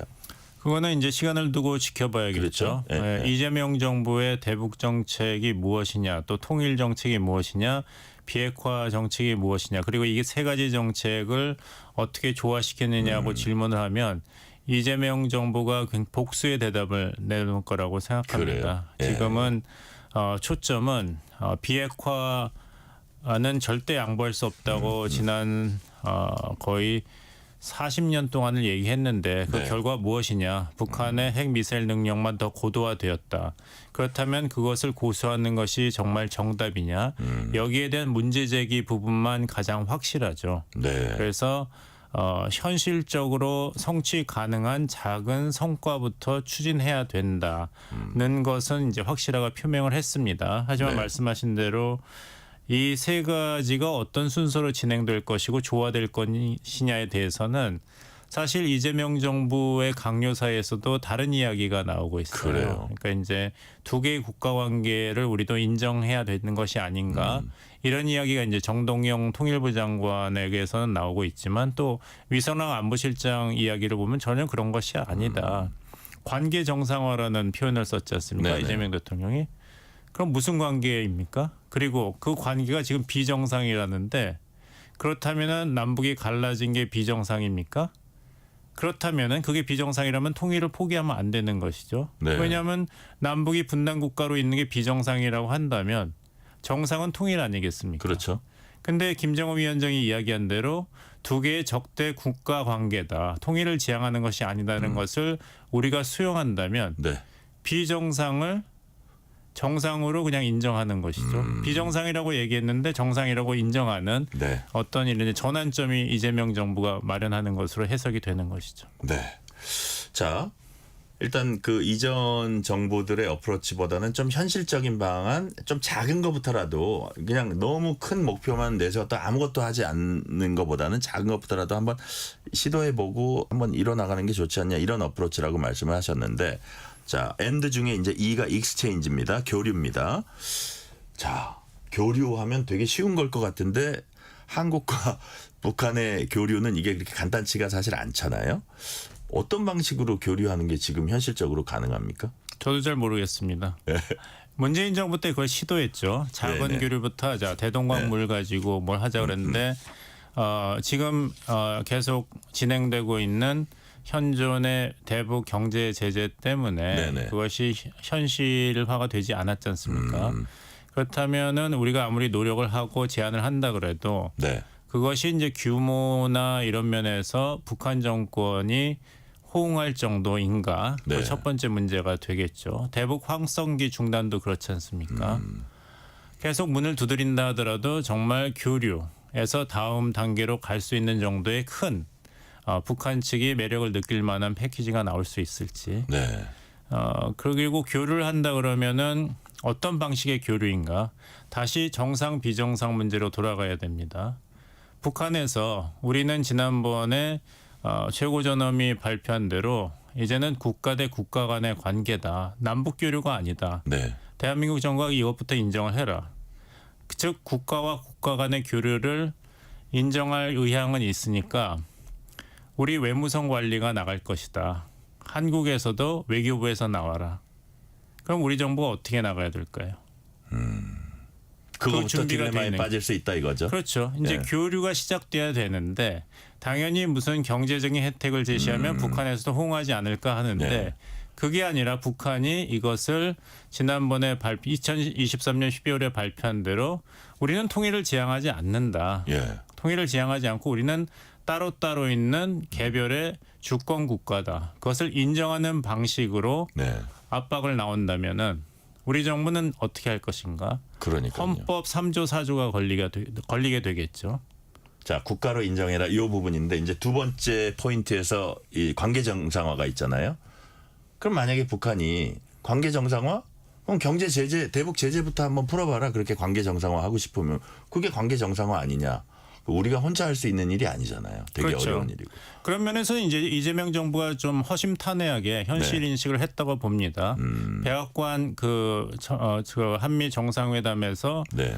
우리가 이제 페이스메이커가 되겠다 했죠. 피스메이커가 아니고. 예. 그래서 이제 전직 정부 관리께서 잘 설명을 해주셨는데 페이스메이커가 해야 될 것은 두 가지죠. 하나는 피스메이커보다 더 빨리 뛰면 안 되죠. 네. 피스메이커가 선수기 때문에 페이스메이커는 어디까지나 자기 속도가 독립 변수가 아니라 뒤에서 서포트 해주는 그렇죠. 건가요? 서포트니까 우리 선수가 잘 뛰게 해주는 걸로 속도를 맞춰야 되는 거죠. 예, 예. 제가 너무 빨리 달려도 안 되고 그럼 지칠 테니까 너무 느리게 달리면은 기록이 잘 안 나올 예, 거고. 예. 그다음에 페이스메이커가 해야 할 일은 이 피스메이커가 제대로 코스를 뛰게 해야지 딴 데로 뛰는 것을 유도하면 안 되는 것이죠. 네, 네. 그렇게 본다면 이재명 정부도 북한에서 그렇다면 교류 원해? 그렇다면 그 지금 걸림돌을 제거하는 것이 먼저 아닌가 했을 때 그 네. 열쇠가 결국에는 미국에게 있다는 것. 그것을 인정하는 것은 역대 정부보다는 굉장히 앞선 그리고 과감한 시도라고 보입니다. 네, 피스메이커, 패스메이커 그 부분에 대해서는 뭐 현실적인 인식으로 우리가 인정할 수 있다 이런 말씀이시고요. 아까 제가 뭐 교류, 관계 정상화 얘기했는데 역시 가장 주목되는 부분은 비핵화 그 부분입니다. 자, 이 대통령 뭐라 그랬냐면 비핵화는 단기적 해결은 어렵다는 인식과의 합리적 모색 좀 찾아야 한다. 그러면서 중단, 축소 과정 거쳐서 폐기에 도달하는 단계적 해법 모색해야 한다. 최근에는 뭐 중단 대신 이제 동결이라는 말을 많이 썼었는데 어쨌든 그 비슷한 의미 혹은 뭐 그 좀 뭐 다르다는 분들도 있지만 그 3단계 해법 현실적 대안이 될 수 있다고 보세요. 그것은 이제 원하는 목표가 지향하는 목표가 무엇이냐에 따라서 그것이 가능한 전략이냐 그리고 문제가 있느냐 없느냐를 그 판단할 수가 있겠죠. 예, 예.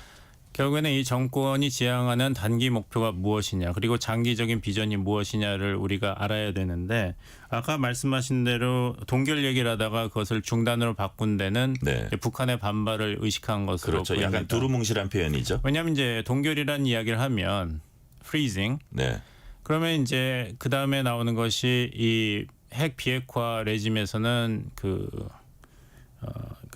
verification이거든요. 그 검증을 해야 된다.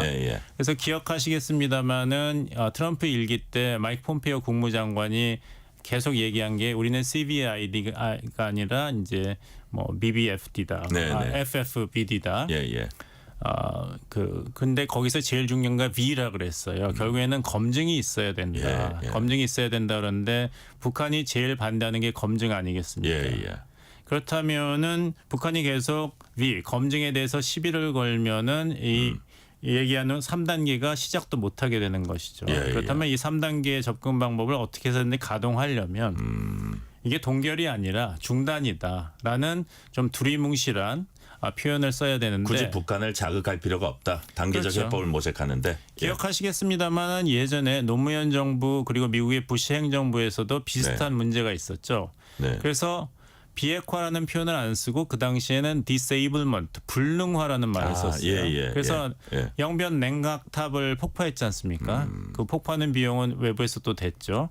근데 그 당시에 그것을 조지 W 부시 대통령이 CNN 그 생방송으로 보면서 굉장히 좋아했어요. 내가 말하는 비핵화가 저거다. 그러니까 이렇게 뭐 보이는 것, 잡히는 것을 원했던 것이고 하지만 이제 반대론자들은 이게 사실 비핵화에서는 굉장히 작은 부분이고 얼마든지 가역적인데 왜 이렇게 부시 행정부는 이것을 긍정적으로 평가하는가 그랬던 기억이 납니다. 그렇다면은 이 이재명 정부가 얘기하는 3단계 비핵화 접근 방법도 이런 정치적 또 기술적 논란에서는 자유로울 수가 없어요. 하지만 이재명 정부가 초점을 맞추는 거는 아까 서두에 말씀드린 대로 지난 30, 40년 동안 비핵화 얘기만 했는데 비핵화의 진전이 얼마나 있었냐. 그렇다면 현실을 인정하자. 뭐라도 뭔가 성취해야 되는 정책이 합리적인 정책이 아닌가. 그 입장을 내세우고 있습니다. 자, 근데 이제 이걸 비판하는 쪽에서는 자, 단계적 비핵화 특히 뭐 동결 혹은 뭐 중단하고 그다음 축소하고 폐기. 사실상 핵 보유국 인정하는 거 아니냐. 이게 지금 핵이 있다는 걸 우리가 인식은 하고 있어도 그거를 국제적으로 인정하고 공식적으로 인정하는 거하고는 큰 차이가 있다고들 하잖아요. 인정하는 거 아니냐. 이런 부분이 하나 있고 두 번 뭐 어쨌든 그 부분부터 일단은 어떻게 보세요? 그 인정하는 부분이기 때문에 이게 결국은 나중에 비핵화를 하지도 못할 거면서 핵 보유국은 인정해주고 이런 결과를 가져올 수 있다. 물론 그 위험성이 있습니다. 그 위험성은 당연히 예. 있는 것이죠. 근데 위험성에도 불구하고 어쨌든 한번 그 시도는 해볼 만한 방안이다. 그렇게 그렇죠. 보시는 건가요? 그러니까 다시 말씀드립니다만 네. 그 반대 정책을 계속 고수해 왔는데 결과가 어땠는가? 북한 핵탄두 숫자가 줄어들었는가? 미사일 능력이 후퇴했는가 진전했는가 네. 이런 걸 다 볼 때면 지금 미국에서 제일 고심하는 레드라인은 네. 사실 그 핵탄두 숫자 이런 것이 아니라 투발 수단입니다. 그래서 ICBM 예, 화성이 핵탄두를 가지고 미국 전역을 타격할 수 있는 그런 능력을 보유했을 때는 이건 정말 모든 판이 바뀌어지는 것이죠. 네. 그러니까 그 전에 그 포인트에 북한의 핵 미사일 능력에 도달하는 것을 사전에 방지하는 것이 미국에서 가장 관심이 있는 북한 비핵화입니다. 그런데 우리와 일본은 사실 북한 비핵화가 다른 개념일 수가 있는 것이 단거리 중거리 미사일에 이미 핵탄두를 탑재해서 공격할 수가 있거든요. 우리는 벌써 사정거리에 있습니다. 그러니까 미국에서 얘기하는 받아들일 수 있는 북한 비핵화랑 한국이 수용할 수 있는 북한 비핵화에서 차이가 있습니다. 그런 면에서 본다면은 미국 입장에서는 지금이라도 중단 그래서 점점 축소로 간다면은 환영할 이유가 많죠. 네.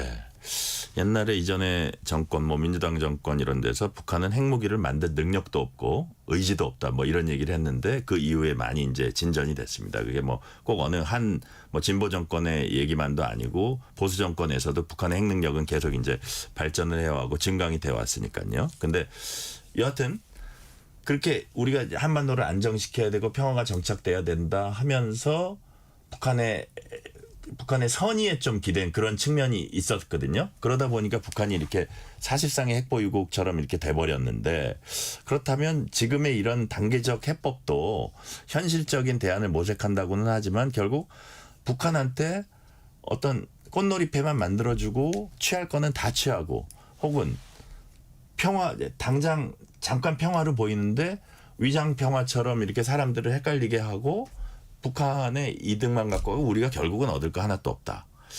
뭐 이런 약간 암울한 전망을 하는 분들도 있습니다. 그 암울한 전망도 사실 그 근거가 있는 그 전망이죠. 네.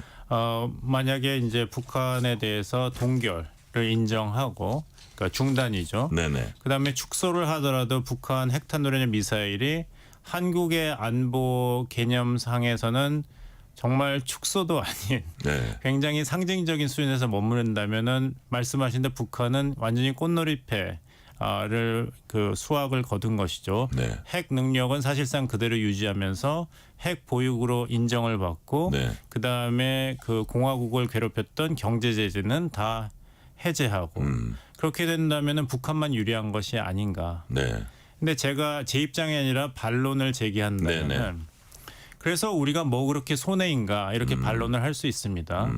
어차피 북한의 핵미사일 능력은 지금 상태더라도 계속 얘기한 거는 우리가 자체 핵무장을 하지 않더라도 재래식 무기와 미국의 핵 우산만으로도 충분히 핵무장한 북한을 제압할 수 있다는 것이 계속 주장이었지 않습니까? 그리고 북한이 만약에 그 핵 보유 능력에 상관없이 핵무기를 일단 사용하게 된다면 그것은 북한 정권의 종말이라는 데에서는 한국과 미국의 입장이 변화가 없습니다. 그렇다면 북한이 이렇게 꽃놀이패를 성취한다 하더라도 사실상 한국이 그렇게까지 치명적인 손실은 없다. 그렇게 그것보다는 보시면. 이런 식의 새로운 방식을 추구함으로써 북한의 비핵화에 대해서 약간이라도 진전이 있다면 그것이 오히려 수확이 아닌가 이렇게 주장할 수도 있죠. 네네. 김정은은 최근에 통미봉남 의지를 더욱 확고히 하고 그런 의사를 더욱 분명히 했습니다. 한국 아예 상대하지 않겠다 이렇게 거듭 밝히고 있고 우리는 어차피 미국을 통해서 우리 의사를 관철시켜야 할 그런 처지인데 아까 이제 페이스메이커, 피스메이커도 했으니까 또 페이스메이커가 너무 많은 거를 더 피스메이커한테 요구하는 것도 아니 너 페이스메이커라면 왜 이렇게 실질적인 걸 요구하냐 이거에 또 한계도 있고 자 그렇다면 그럼에도 불구하고 우리가 요 정도 선은 대한민국 안보를 위해서 미국이 반드시 좀 북한과 앞으로 협상을 하고 또 뭐 궁극적으로 정상회담을 할 때 지켜줬으면 좋겠다 싶은 무슨 베이스라인이나 그런 게 있을 것 같아요. 그것은 일단 이제 그 한국의 이제 안보 불안에 대해서 네. 미국이 최소한도의 보장을 해주는 그런 조치가 되겠죠. 네. 그렇게 본다면 이번에 이제 한미일 외교장관 3자 회의를 했지 않습니까? 네네. 거기서는 이제 전통적인 대북 정책의 기조를 확인했습니다. 네네. 북한 비핵화라는 용어도 썼고 현존하는 대북 제재도 유지된다는 원칙을 이제 강조를 했죠. 예. 근데 이제 한국 외교부는 내부 문서에서는 북한 비핵화라는 표현을 안 쓰고 한반도 비핵화라는 표현을 써서 북한에 대해서 유화 제스처를 계속 유지하는 그런 모습도 보였습니다. 하지만 적어도 미국과 한국, 일본 입장에서는 아직 바뀐 것이 없다. 북한 측에서 성의 있는 태도 변화를 보여야 된다는 메시지는 계속 고수하고 있는데 네. 이것은 아무래도 이제 그 고위급 외교 협상이 시작되지 않았기 때문입니다. 네. 북한에서도 계속 비핵화는 꿈꾸지 말아라. 우리는 비핵화 전혀 관심도 없고 할 의사도 없다고 강성 태도를 유지하는 것은 사실상 협상 개시 전에는 당연한 것이죠. 그러니까 미국 트럼프 대통령도 사실 유엔 총회 연설 굉장히 오래 했죠. 58분이나. 북한 얘기 한반도 얘기 한마디도 없었죠. 안 했죠. 이유가 뭘까요? 아직은 이제 거기서 얘기한 게 내가 너무 바빴다. 이 네. 유엔이 게으르고 무능하기 때문에 7개 전쟁을 내가 끝냈다. 미국이 끝냈다. 이렇게 질타했지 않습니까? 유엔이 나한테 준 건 2가지밖에 없다. 아까 에스컬레이터 타고 오는데 갑자기 멈춰서 나랑 영분이 다칠 뻔했다. 그리고 이 텔레프롬프터도 제대로 작동 안 돼서 나는 원고 그냥 보고 읽겠다. 유엔이 준 건 딱 그 2개네요. 왜 하필 또 에스컬레이터가 그때 중단된지 모르겠어요. 이재명 대통령 올라가실 때는 제대로 작동하더라고요. 그러니까 여러 가지로 못마땅한 게 확증이 됐죠. 트럼프 네. 대통령 입장에서는. 이 7개 전쟁을 끝내고 아직 2개 전쟁은 끝나지 않았죠. 가자지구와 러우 전쟁. 네. 그러니까 아직 트럼프 대통령이 북한에 대해서 시선을 돌리기에는 여지가 그렇게 넉넉하지가 않다. 아직 입장이 정확히 정리되진 않았다. 그렇게 볼 수도 있는 거예요. 대화라는 입장은 정리가 되었죠. 그래서 미국 측에서는 윤석열 정부 때 이미 네. 북한과 미국 간의 고위급 외교 협상을 시작한다면은 2018년 싱가포르 미북 합의가 출발점이 될 것인데 한국 정부의 이양은 어떠냐는 타진을 미리 했습니다. 그렇게 본다면은 대화를 재가동한다는 데는 이미 입장이 서 있어요. 북한도 이걸 알고 있고.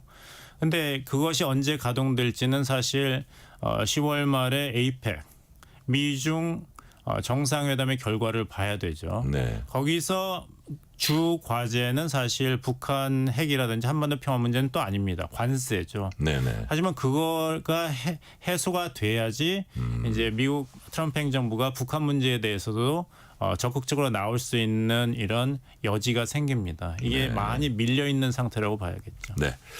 자, 이재명 대통령이 이제 뭐 비핵화 3단계 해법도 제시했고 했는데 이게 뭐 트럼프는 오늘 북한 정책이라든지 뭐 비핵화 정책이라든지 이런 거를 언급을 안 했습니다. 자, 과연 트럼프가 우리 교수님이 보시기에는 이재명 대통령의 해법에 대해서 좀 약간 뭐 이렇게 그 받아들일 수 있는 부분이랄지 이건 괜찮다. 우리가 이런 점도 좀 많이 활용을 해야겠다. 이렇게 할 걸로 보십니까? 어떻게 좀 전망할 수 있는 지점이 있나요? 저는 개인적으로 그렇게 생각합니다.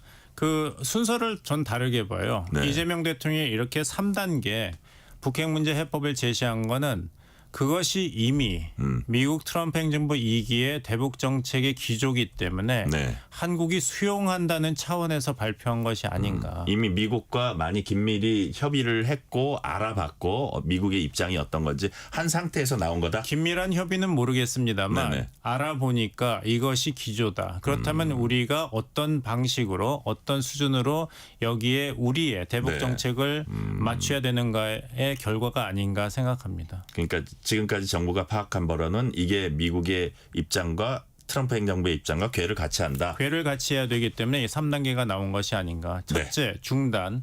그것은 이제 트럼프 행정부가 많이 띄운 그런 첫 단추죠. 네. 자, 이런 부분은 또 어떻게 보세요?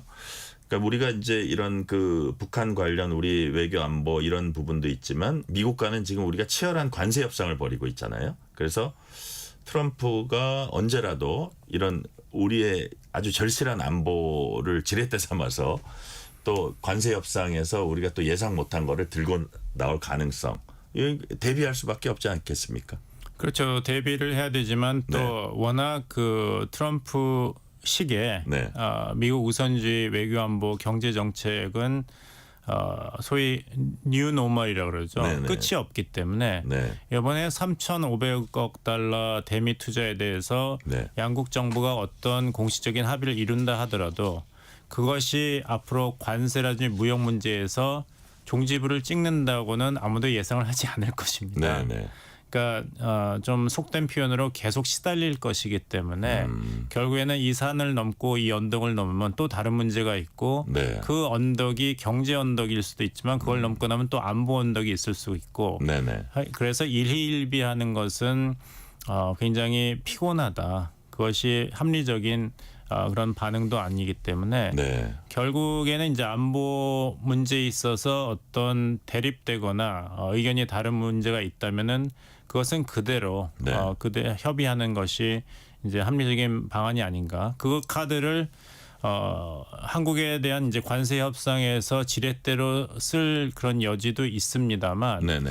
그것이 꼭 미국에게 유리한 전략적 선택지인가 하면은 지금 문제가 되고 있는 거는 이재명 대통령이 아주 그 명쾌하게 어떻게 보면 발언을 했어요. 네. 3,500억 달러를 미국이 요구한 대로 내가 합의에 사인을 했으면은 경제 위기가 발생한다 한국에서. 그러니까 미국이 뭐 모든 협상에서 그렇습니다만 가장 어려운 상대는 누구입니까? 내가 아무리 압박을 해도 정말 내 뜻을 실현시켜주지 못하는 그 네, 능력 자체가 없는 상대죠. 네. 그렇게 미국이 너무 이재명 정부를 몰아붙였기 때문에 오히려 3,500억 달러 관세 협상이 진전이 되고 있지 않는 것입니다.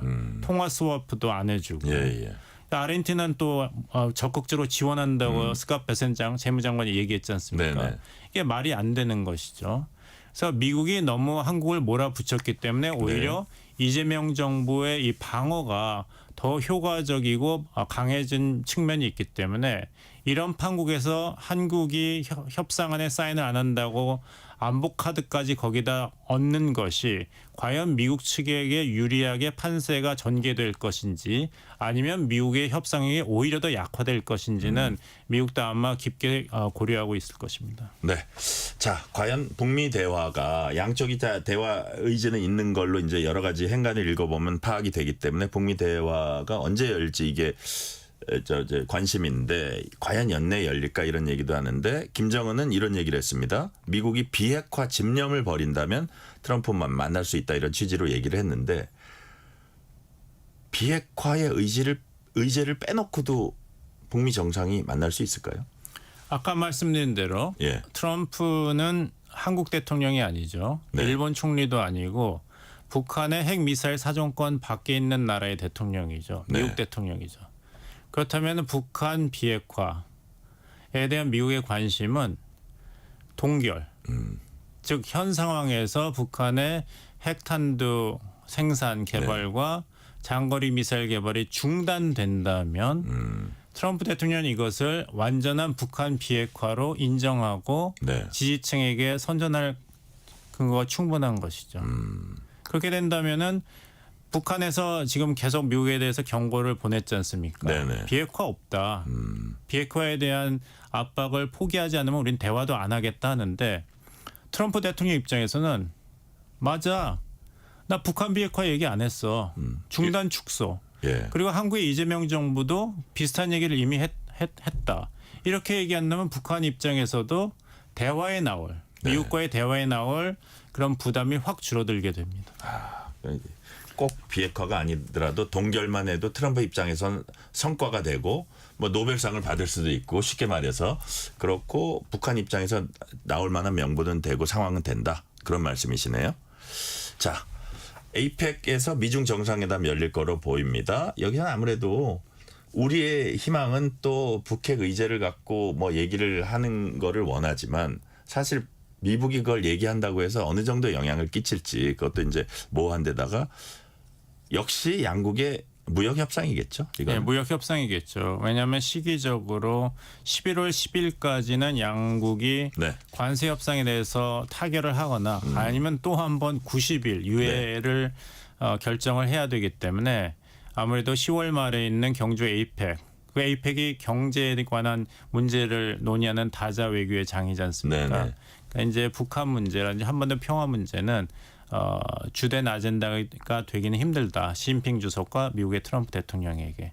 하지만 미중 관계의 이 관세라는 걸림돌이 어느 정도 해소가 된다면 그만큼 이 미국과 북한과의 고위급 대화가 가동될 가능성도 높고 네. 중국 입장에서도 이 문제에 대해서 탄력적으로 접근할 수 있는 여지가 생기기 때문에 네. 이 큰 틀인 미중 간의 전략 패권 긴장이 어느 정도 해소가 된다면 결국에 가서는 이런 한반도 평화 과정이 가동될 가능성은 높아진다. 네. 꼭 이게 분리된 두 개의 별개 사안은 아니라는 점을 말씀드리겠습니다. 네. 미중 양강이 가장 자신들의 급한 불을 끄고 나면 한반도 문제도 진지하게 논의할 수 있다는 그 말씀까지 오늘은 듣겠습니다. 지금까지 봉영식 연세대 개건 교수였습니다. 오늘 말씀 감사합니다. 감사합니다. 편지 왔습니다. 퇴근길 지친 당신에게 힘이 되는 뉴스를 전해드립니다. 매일 저녁 당신과 함께 읽는 세상 이야기. KBS 1라디오 뉴스레터 K.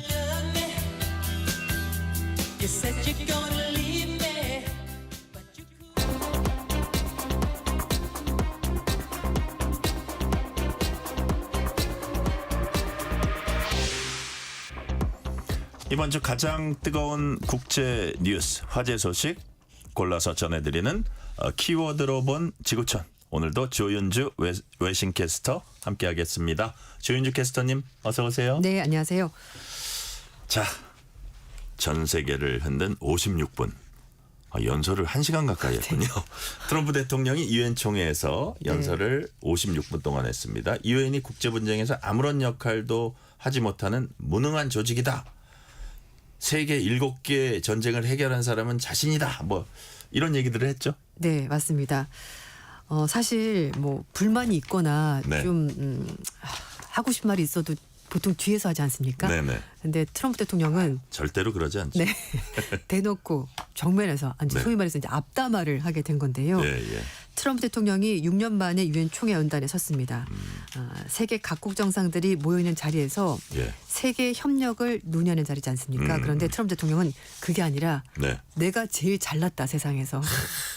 내가 세상 문제는 다 해결할 수 있다. 행복 지수 높을 것 같아요. 네. 저도 그렇게 생각합니다. 그러니까요. 예, 그러니까 아마 이렇게 56분 동안 서서 연설을 할 수 있는 것 아닌가 싶기도 네. 한데요.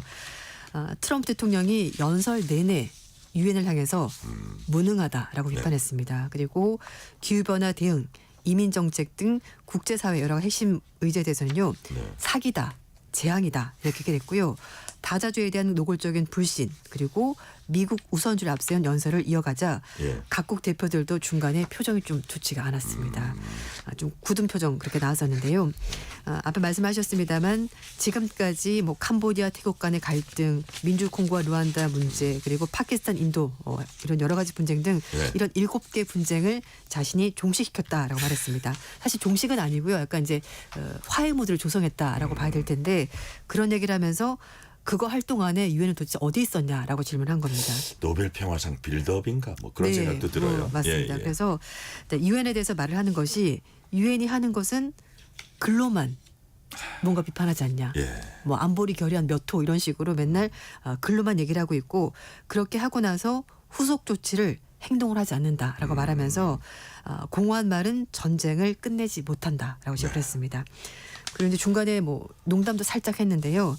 연설하던 도중에 프롬프터 이렇게 왜 자기가 하는 원고가 네. 이렇게 뜨지 않습니까? 그게 예. 잠깐 꺼진 거죠. 고장이 났습니다. 그래서 그 얘기랑 또 이제 건물 들어올 때 에스컬레이터 타고 올랐는데 그게 고장이 난 거예요. 그래서 딱 멈춰서 자기하고 멜라니아가 다칠 뻔했다. 네, 맞습니다. 그래서 꼭 의도한 건 아니겠지만 어쨌든 이거 만약에 유엔에서 이 네. 두 가지를 일부러 했다면 이거 정말 특종인데요. 나 기자로서 그런 생각이 들더라고. 예, 설마 예. 그렇게 하게 했겠습니까? 그건 아니겠죠. 트럼프가 어떤 사람인지 예. 그걸 가만히 있지 않을 텐데 어쨌든 그래서 약간 그런 걸 비꼬면서 좀 나쁜 경험이다 이렇게 말했었고요. 네.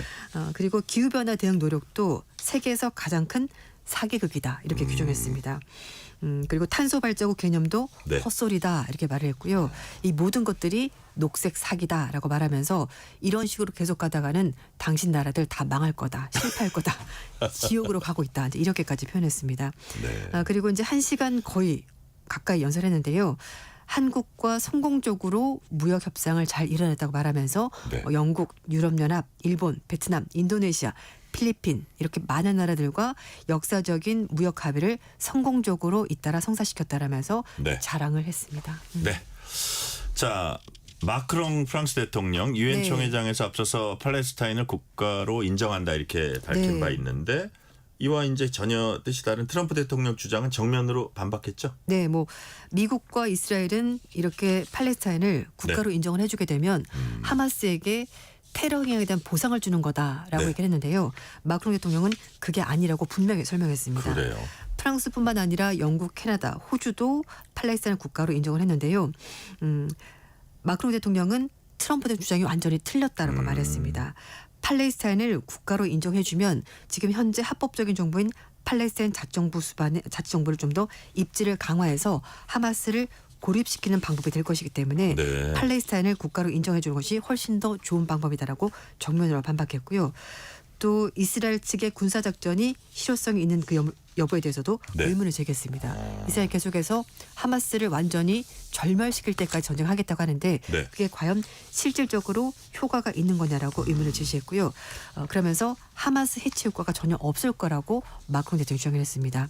이렇게 두 사람은 중동 해법을 두고도 굉장히 뚜렷한 시각 차이를 보였는데요. 네. 전문가들 얘기는 마크롱 대통령도 프랑스 대통령만큼 노벨상에 대한 열망이 굉장히 큰 것으로 보인다라고 말하면서 이렇게 적극적으로 목소리를 내는 것이 프랑스가 국제 무대에서 중재자로서 역할을 하기 위한 것이 아닌가라는 그런 해석도 있습니다.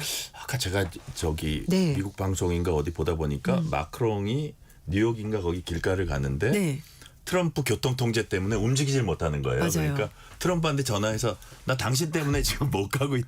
네. 약간 코미디 같은 장면들이 요번에 많습니다. 네, 자, 그리고 이제 과거에도 왜 마크롱과 프랑스 네. 대통령, 트럼프 대통령 만났을 때 악수를 하지 않습니까? 그러니까요. 손을 꽉 두 사람이 잡아가지고 약간 기싸움하듯이 기싸움하고. 네, 그런 게 있었었죠. 자, 외신들은 트럼프 대통령 이번 연설 어떻게 평가인지 이 부분은 간단하게 좀 네. 짚어주세요. 그 트럼프 대통령의 세계관이 그대로 드러난 연설이었다라고 얘기를 하고 있는데요. 네. 마치 마가 집회를 연상했다라고 표현했습니다. 그리고 트럼프가 유엔 총회 연설하면서 세계 각국 정상들을 설득하거나 네. 협력하는 것이 아니라 단지 본인의 지지자들이 마치 그 자리에 있는 것처럼 정치적 공연으로 활용했다고 지적을 했습니다. 네. 그리고 BBC 측에서는요. 트럼프의 사상이 무엇인지 날 것 그대로를 드러내는 발언이라고 얘기를 하면서 다자주의, 세계주의에 대해서 공격하는 발언이었다고 말했습니다. 전문가들은 트럼프 대통령 외교가 국제적인 규범이나 동맹 관계보다는 네. 철저하게 개인적인 관계 그리고 미국 국내 정치에 따라서 움직이는 것을 보여준다면서 특히 이제 그 러시아와 우크라이나 전쟁에 대해서도 사실 그 전까지는 러시아가 원하는 대로 해줘라라고 우크라이나 측에 압력을 가했거든요. 네네. 근데 이번에는 전쟁하기 전으로 돌아가서 그때 국경대로 할 수 있을 것 같다라면서 기존과 완전히 다른 입장을 밝히면서 그때 자기 이익에 따라서 이해관계에 따라서 입장이 계속 바뀌고 있다라고 지적을 했습니다. 네. 북한 김정은 위원장이 최근에 트럼프 대통령과 좋은 추억 갖고 있다. 네. 밝혀서 혹시 유엔 총회에서 트럼프 대통령이 아마 북한 관련 얘기는 좀 하지 않을까 이렇게 예상하는 분들 있었거든요. 네. 전혀 언급하지 않았어요. 이유가 뭘까요? 네. 일단 미국 측의 고위 관계자에 따르면요. 네. 북한의 완전한 비핵화가 여전히 미국 정책의 최우선순위다. 원칙이 네. 바뀌지 않았다라고 말하면서 그래서 지금 당장은 트럼프 대통령이 북한 지도자를 만날 계획이 없는 것 같다고 밝혔습니다. 뭐 중간에 뭐 핵 동결 얘기가 잠깐 있었거든요. 근데 그 얘기는 아닌 것 같고 일단 미국 측에서는 비핵화가 기본적인 원칙이라고 밝혔고요. 김정은 위원장이 며칠 전에 뭐 트럼프 대통령과 좋은 추억을 가지고 있다. 그래서 미국 쪽에서 비핵화 진영을 벌이면 뭐 만날 수도 있다라고 말했는데 미국 측에서는 아직 그것까지는 아니다라고 선을 분명히 그었습니다. 네. 자, 이번에도 주제를 바꾸는데 또 트럼프 대통령이에요. 좋아할 것 같아요. 우리 방송 만약에 들으면은. 네. 트럼프 대통령이 최근 전문직 전용 비자 H-1B 비자 수수료를 10만 달러, 우리 돈 1억 4천만 원으로 올렸습니다. 네. 100배 올렸습니다. 네, 맞습니다. 그렇게 중국 근로자들이 유럽 이주를 모색하고 있다면서요? 그렇습니다. 그 H1B 비자 소유자 가운데 인도인이 가장 많습니다. 73%고요. 중국인이 12% 차지하는데 사우스차이나 모닝포스트는 미국에 있는 중국 근로자들이 네. 유럽으로 가는 방안을 찾고 있다라는 보도가 나왔습니다. 네. 그 중국의 한 근로자가 최근 며칠 동안 좀 공황 상태다라고 말하면서 탈미국 가능성이 점점 확산되고 있다고 말을 하고 있는데요. 예. 한 중국인이 박사학위를 미국에서 따고 그 다음에 반평생 거의 미국에 살았는데 예. 이제 H1B 비자 추첨 탈락을 2번이나 경험했다고 합니다. 그래서 지금은 어쨌든 평범하게 잘 살고 있는데 네. 하지만 이런 상황 보니까 좀 불안해서 못 살겠다. 그래서 차라리 유럽 쪽으로 갈까 싶어가지고 네. 친구에게 연락해서 근로 조건이 어떤지 이런 거 알아보고 있다고 하는데요. 이 근로자들 불안이 온라인에서도 좀 표출이 되고 있습니다. 유럽에서 직장, 생활 경험 공유하는 그런 사이트가 이제 빠르게 번지고 있고요. 네. 독일 같은 경우는 미국보다도 생활비가 적게 들고요. 유급휴가 기간도 길기 때문에 소위 말해서 워라밸이 좀 잘 맞습니다. 그래서 그래요? 중국인들도 좀 갈 생각이 있다라고 하고 있고 독일과 프랑스는 석사 이상 학위를 가진 고학력자들에 대해서 비자 제도가 분명히 네네. 있고요. 그리고 프리랜서들도 비교적 쉽게 체류 허가를 받을 수 있기 때문에 미국에서 이렇게 힘들게 있는 일 차라리 유럽으로 가겠다라고 얘기하고 있는데 그러다 보니까 이렇게 유럽 쪽에서도 워라밸을 핵심 경쟁력으로 내세우면서 고급 인력들을 유치한 기회로 모색을 하고 있다는 보도가 나오고 있습니다. 그래요. 특히 유럽은 사회보장이 잘 돼 있고요. 의료, 미국은 의료비가 비싸지 않습니까? 그래서 교육 등 여러 가지 인프라가 잘 있기 때문에 이걸 가지고 강점으로 내세우고 있는데 하지만 또 한편에서는 또 미국이 워낙 급여가 세다 보니까 네네. 유럽이 그걸 맞추기가 좀 힘들 거라는 얘기도 있고요. 북유럽은 영어 소통이 가능한데 프랑스, 스페인, 이탈리아 이런 데는 좀 영어 소통이 어렵거든요. 그래서 네네. 언어랑 임금 문제가 좀 장벽으로 좀 걸림돌로 작용할 가능성이 있다는 얘기가 있습니다. 네. 여기 대해서 뭐 스티브 배넌 전 백악관 수석 전략가가 잘못된 정책이라고 맹비난했고 중국과 네. 영국은 고급 인재 영입하기 위한 제도 네. 새롭게 마련하고 있다고 했는데 시간 관계상 제가 주제를 한번 바꿔볼게요. 자. 또 트럼프네요. 트럼프가 많은 일을 하고 있습니다. 이게 이제 많은 분들이 관심이 있을 것 같아서 요거는 네. 제가 짚고 넘어갈게요. 트럼프 행정부가 해열 진통제 타이레놀을 임신부가 먹으면 자폐아 출산할 수 있다 밝혔습니다. 그런데 네.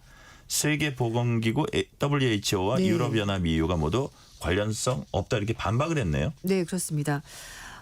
세계보건기구 대변인은 언론 브리핑 통해서 네. 임신 중에 타이레놀 복용과 자폐증 사이에는 연관성 증거가 일관성이 없다라고 밝혔습니다. 물론 네네. 일부 연구에서 관련성 있는 연구가 나오기도 했지만 예. 또 후속 연구에서는 아니었기 때문에 일관성이 없다라고 밝혔습니다. 네. 뿐만 아니라 유럽 의약품청도 성명을 통해서 현재까지 확인할 수 있는 증거에 따르면 임신 중에 타이레놀 성분이 아세트아미노펜인데요. 네. 이걸 섭취한다고 해서 자폐증 아이가 태어난다는 것은 연관성이 발견되지 않았다라고 밝혔습니다. 스웨덴에서 250만 건의 임신 사례 대상으로 아세트아미노펜 복용과 네. 자폐증 사이의 연관성을 조사한 그 연구자는 이 자폐증을 유발하는 근거를 발견하지 못했다라고 밝혔고요. 그래서 네. 전문가들은 지금 현재로서는 임신 중에 아세트아미노펜을 먹는 것과 자폐증 출산과는 정확한 관련성이 없다라고 얘기를 하면서 트럼프 정부가 증거를 오해한 것으로 보인다라고 입장을 밝혔습니다. 네. 네. 오늘 말씀은 여기까지 듣겠습니다. 키워드로 본 지구촌 지금까지 조윤주 외신 캐스터였습니다. 말씀 감사합니다. 네, 감사합니다.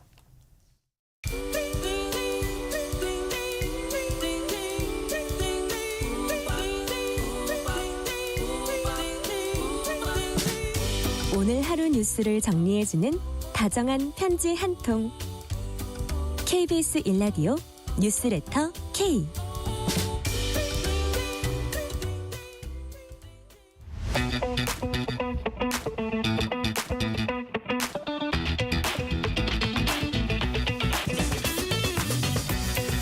알면 독이 아니라 득이 되는 법 이야기. 법이 된 성배.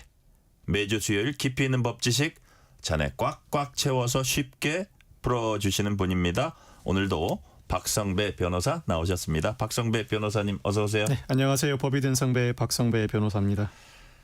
자, 김건희 여사 첫 공판이 오늘 열렸습니다. 법원이 언론사들의 법정 촬영 신청을 허가하면서 피고인석에 앉은 김 여사 모습이 공개됐습니다. 자, 박성배 변호사님 어떤 점이 눈에 띄었습니까? 일단 알고는 있었지만 김 여사는 사복을 입은 재법정에 출석했습니다. 예, 예. 형 집행법에 따라서 미결 수용자는 수사나 재판 출석 시에 사복을 착용할 수 있습니다. 네. 물론 교도소장이 도주 우려가 높다는 등 특별한 사정이 있으면 수용복을 입게 할 수 있지만 네. 그와 같은 특별한 사정이 있지 않은 이상은 사복을 착용할 수 있습니다. 얼굴이 전면적으로 드러날 것인가 궁금했는데 마스크를 착용한 채 등장했고 네네. 교도관들도 마스크를 착용한 채 등장했습니다. 촬영이 이루어지다 보니 얼굴 자체는 전면적으로 노출하지 않기 위함으로 추정됩니다. 다만 사복을 착용한 상황에서도 수용 번호는 반드시 기재된 상태여야 합니다. 네네. 이에 따라서 수용 번호가 기재된 배지를 왼쪽 가슴 위쪽에다 착용하고 있는 네네. 모습이 눈에 띄었습니다. 촬영은 1분간만, 즉 공판 개시 전 1분간만 허용되었고 그 이후에는 재판장의 명에 따라 모두 촬영팀이 퇴정을 했는데 네. 그 이후 재판 진행 과정이 더 궁금했습니다. 진술 거부권과 인정 신문 절차를 거친 이후에 특검이 공소 사실의 요지를 진술하고 네. 김 여사 측이 어떠한 입장을 내비칠 것인가가 궁금했는데 전반적으로 혐의를 모두 다 부인했습니다. 혐의를 부인한다면 네. 증거 목록에 대한 증거 인부에서도 거의 다 부동의를 할 것이고 이에 따라 재판부가 향후 주 2회 재판을 진행하겠다는 방침을 밝혔는데 상당수의 증인들이 출석해서 증인 신문이 진행될 것 같습니다. 네. 이번에 법원이 법정 촬영을 허가한 배경은 뭐라고 보세요? 앞서 언론사들이 네. 법정 촬영 신청을 했습니다. 이 대법원 규칙인 법정 방청 및 촬영 등에 관한 규칙에 따르면 네. 일단 피고인의 동의가 있는 경우에 한해서 촬영을 허용하고 피고인이 동의하지 않는 경우에도 공공의 이익이 인정되는 경우에는 재판장이 허가할 수 있습니다. 예. 물론 허가하는 경우에도 촬영의 범위는 공판 개시 전과 판결 선고에 한정되고 법단 위에서 촬영하는 등의 행위는 허용되지 않습니다. 네. 앞서 언론사들의 촬영 허가 신청에 대해서 김 여사 측은 촬영으로 인해서 김 여사가 저하는 심리가 생길까 우려된다. 여러 사람의 초상권 침해, 방어권 제약, 여론 자판화 등 문제가 생길 수 있다는 등의 이유를 들어서 반대하는 입장을 내비친 바가 있습니다. 네. 그럼에도 불구하고 재판장이 촬영을 허가했는데 촬영 허가가 실제로 이루어지기 전, 즉 촬영이 실제로 이행되기 전에 이 재판장은 촬영을 허가한 이유를 간단하게 설명했습니다. 네. 이미 국민들에게 널리 알려진 공인이고 국민의 알 권리 충족 차원에서 1분간만 공판 개시 전 촬영을 허가한다고 밝혔습니다. 내란 사건 1심의 경우에는 재판부가 이제 첫 재판 촬영 허가하지 않았었거든요. 네. 그 촬영 허가와 불허 굳이 이렇게 지금까지 뭐 관례나 이렇게 쭉 상황을 보면은 어떤 게 더 많습니까? 국민적 관심사가 쏟아지는 사건이 아니면 굳이 언론사들이 촬영 허가 신청을 하지 않죠. 신청도 안 하죠. 신청조차 안 하죠. 그런데 언론사가 촬영 허가를 신청하는 사안은 대체로 다 촬영 허가가 이루어졌던 것 같습니다. 그래요? 앞서 내란 우두머리 이 사건 재판 윤 전 대통령의 재판을 받는 모습은 두 번째 재판에서야 공개가 되었는데 네.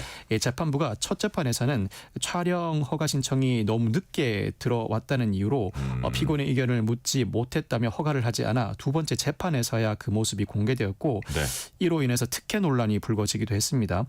지난 2017년 5월 박근혜 전 대통령 첫 정식 재판이나 이듬해 5월 이명박 전 대통령의 첫 정식 재판 때도 이들이 피고인석에 앉는 모습이 언론을 통해 공개된 바 있습니다. 네.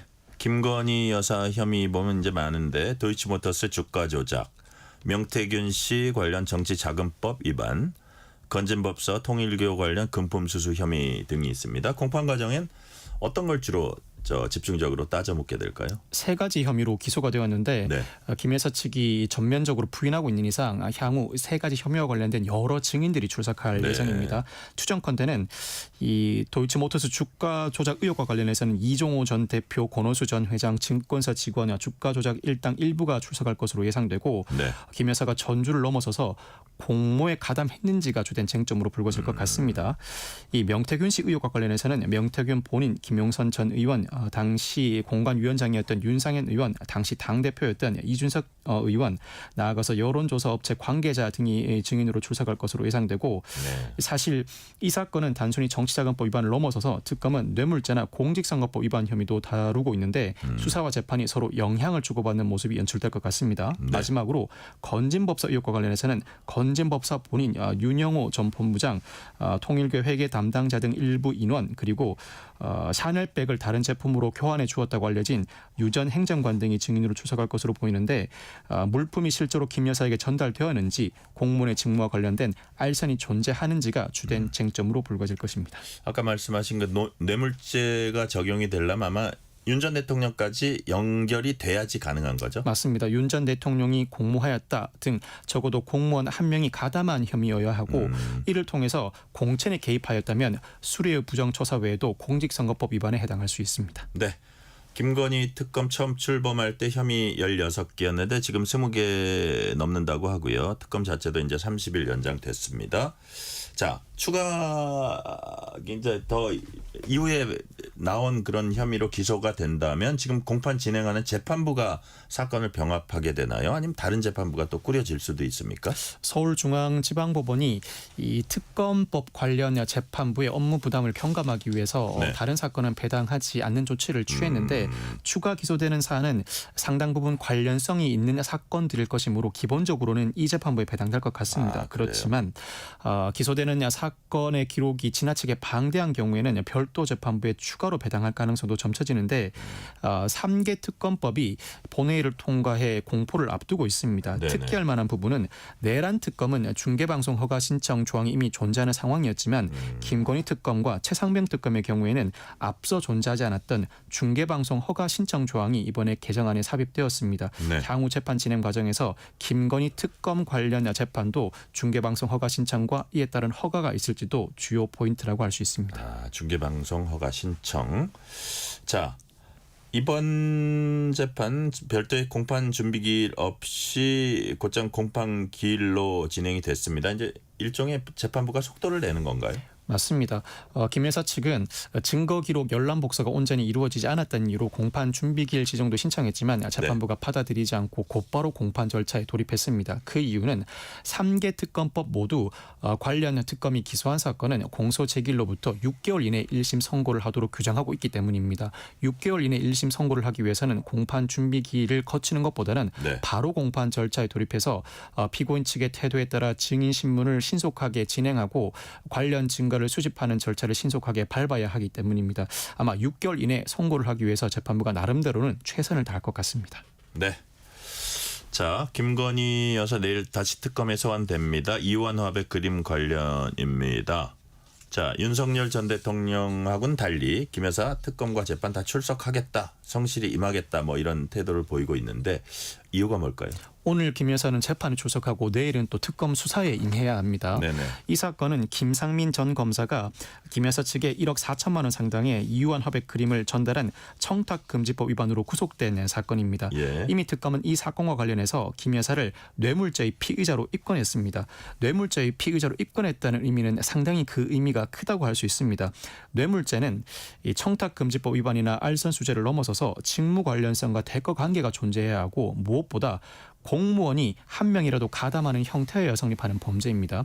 윤 전 대통령이나 기타 공무원과 김 여사가 공모하였다는 그림을 그리고 있는 것으로 보이는데 예를 들어 건진법사 의혹과 관련해서는 건진법사를 통해 전달된 통일교의 물품들이 전달되었다고 하더라도 특검은 특가법상 알선수재로 구성하고 있는 반면에 김상민 전 검사의 이 이유한 화백 그림 전달 사건과 관련해서는 뇌물죄를 구성하고 있습니다. 그 이유는 이 사건은 김상민 전 검사와 김 여사보다는 윤 전 대통령이 더 가깝다고 보고 있는 것 같습니다. 즉 윤 전 대통령이 근무연을 통해서 김상민 전 검사를 이미 좋게 보고 있었고 이를 통해서 공천에 관여하겠다는 의도로 이와 같은 그림을 받았다. 애초에 윤 전 대통령과 김 여사가 공모하는 형태였음을 전제로 뇌물죄를 곧바로 적용하고 있는 것으로 보입니다. 네.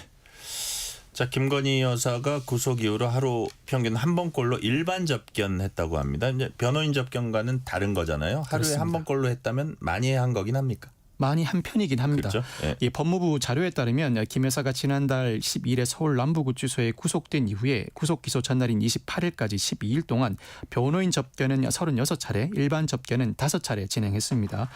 그리고 구속 기소된 지난달 29일부터 지난 15일까지는 변호인 접견 21차례, 일반 접견은 12차례 진행했는데 구속 기소된 이후에는 변호인 접견은 절반 정도로 줄고 일반 접견이 2배 넘게 늘었습니다. 이 일반 접견은 변호인 접견과 다르게 가족, 지인, 친지들이 자유롭게 만나는 접견 절차인데 시간은 하루 10분으로 제한됩니다. 외부와의 소통을 보장하는 차원에서 이와 같은 절차를 보장하고 있는데 네. 즉 접견을 할 수 없는 주말을 제외하면 김 여사가 지난달 29일부터 지난 15일까지 12일 동안 하루에 최소 한 차례 일반 접견을 하고 있는 셈입니다. 이를 두고 일반 접견을 통해서 김 여사가 사건 관계인을 만나 입맞추기를 하고 있는 것 아닌가라는 의심도 제기되고 있지만 김 여사 측은 김 여사를 챙겨주는 분이 있어서 만나는 것으로 음식이나 책을 넣어주고 있고 사건과 관련이 없다고 항변하고 있습니다. 참고로 변호인 접견과 다르게 일반 접견은 네. 녹음을 하고 있습니다. 그 과정에서 입맞추기는 쉽지는 않습니다. 네. 내란 재판에 불출석해온 윤석열 전 대통령이 모레 금요일 열리는 보석 신문에는 참석하기로 했습니다.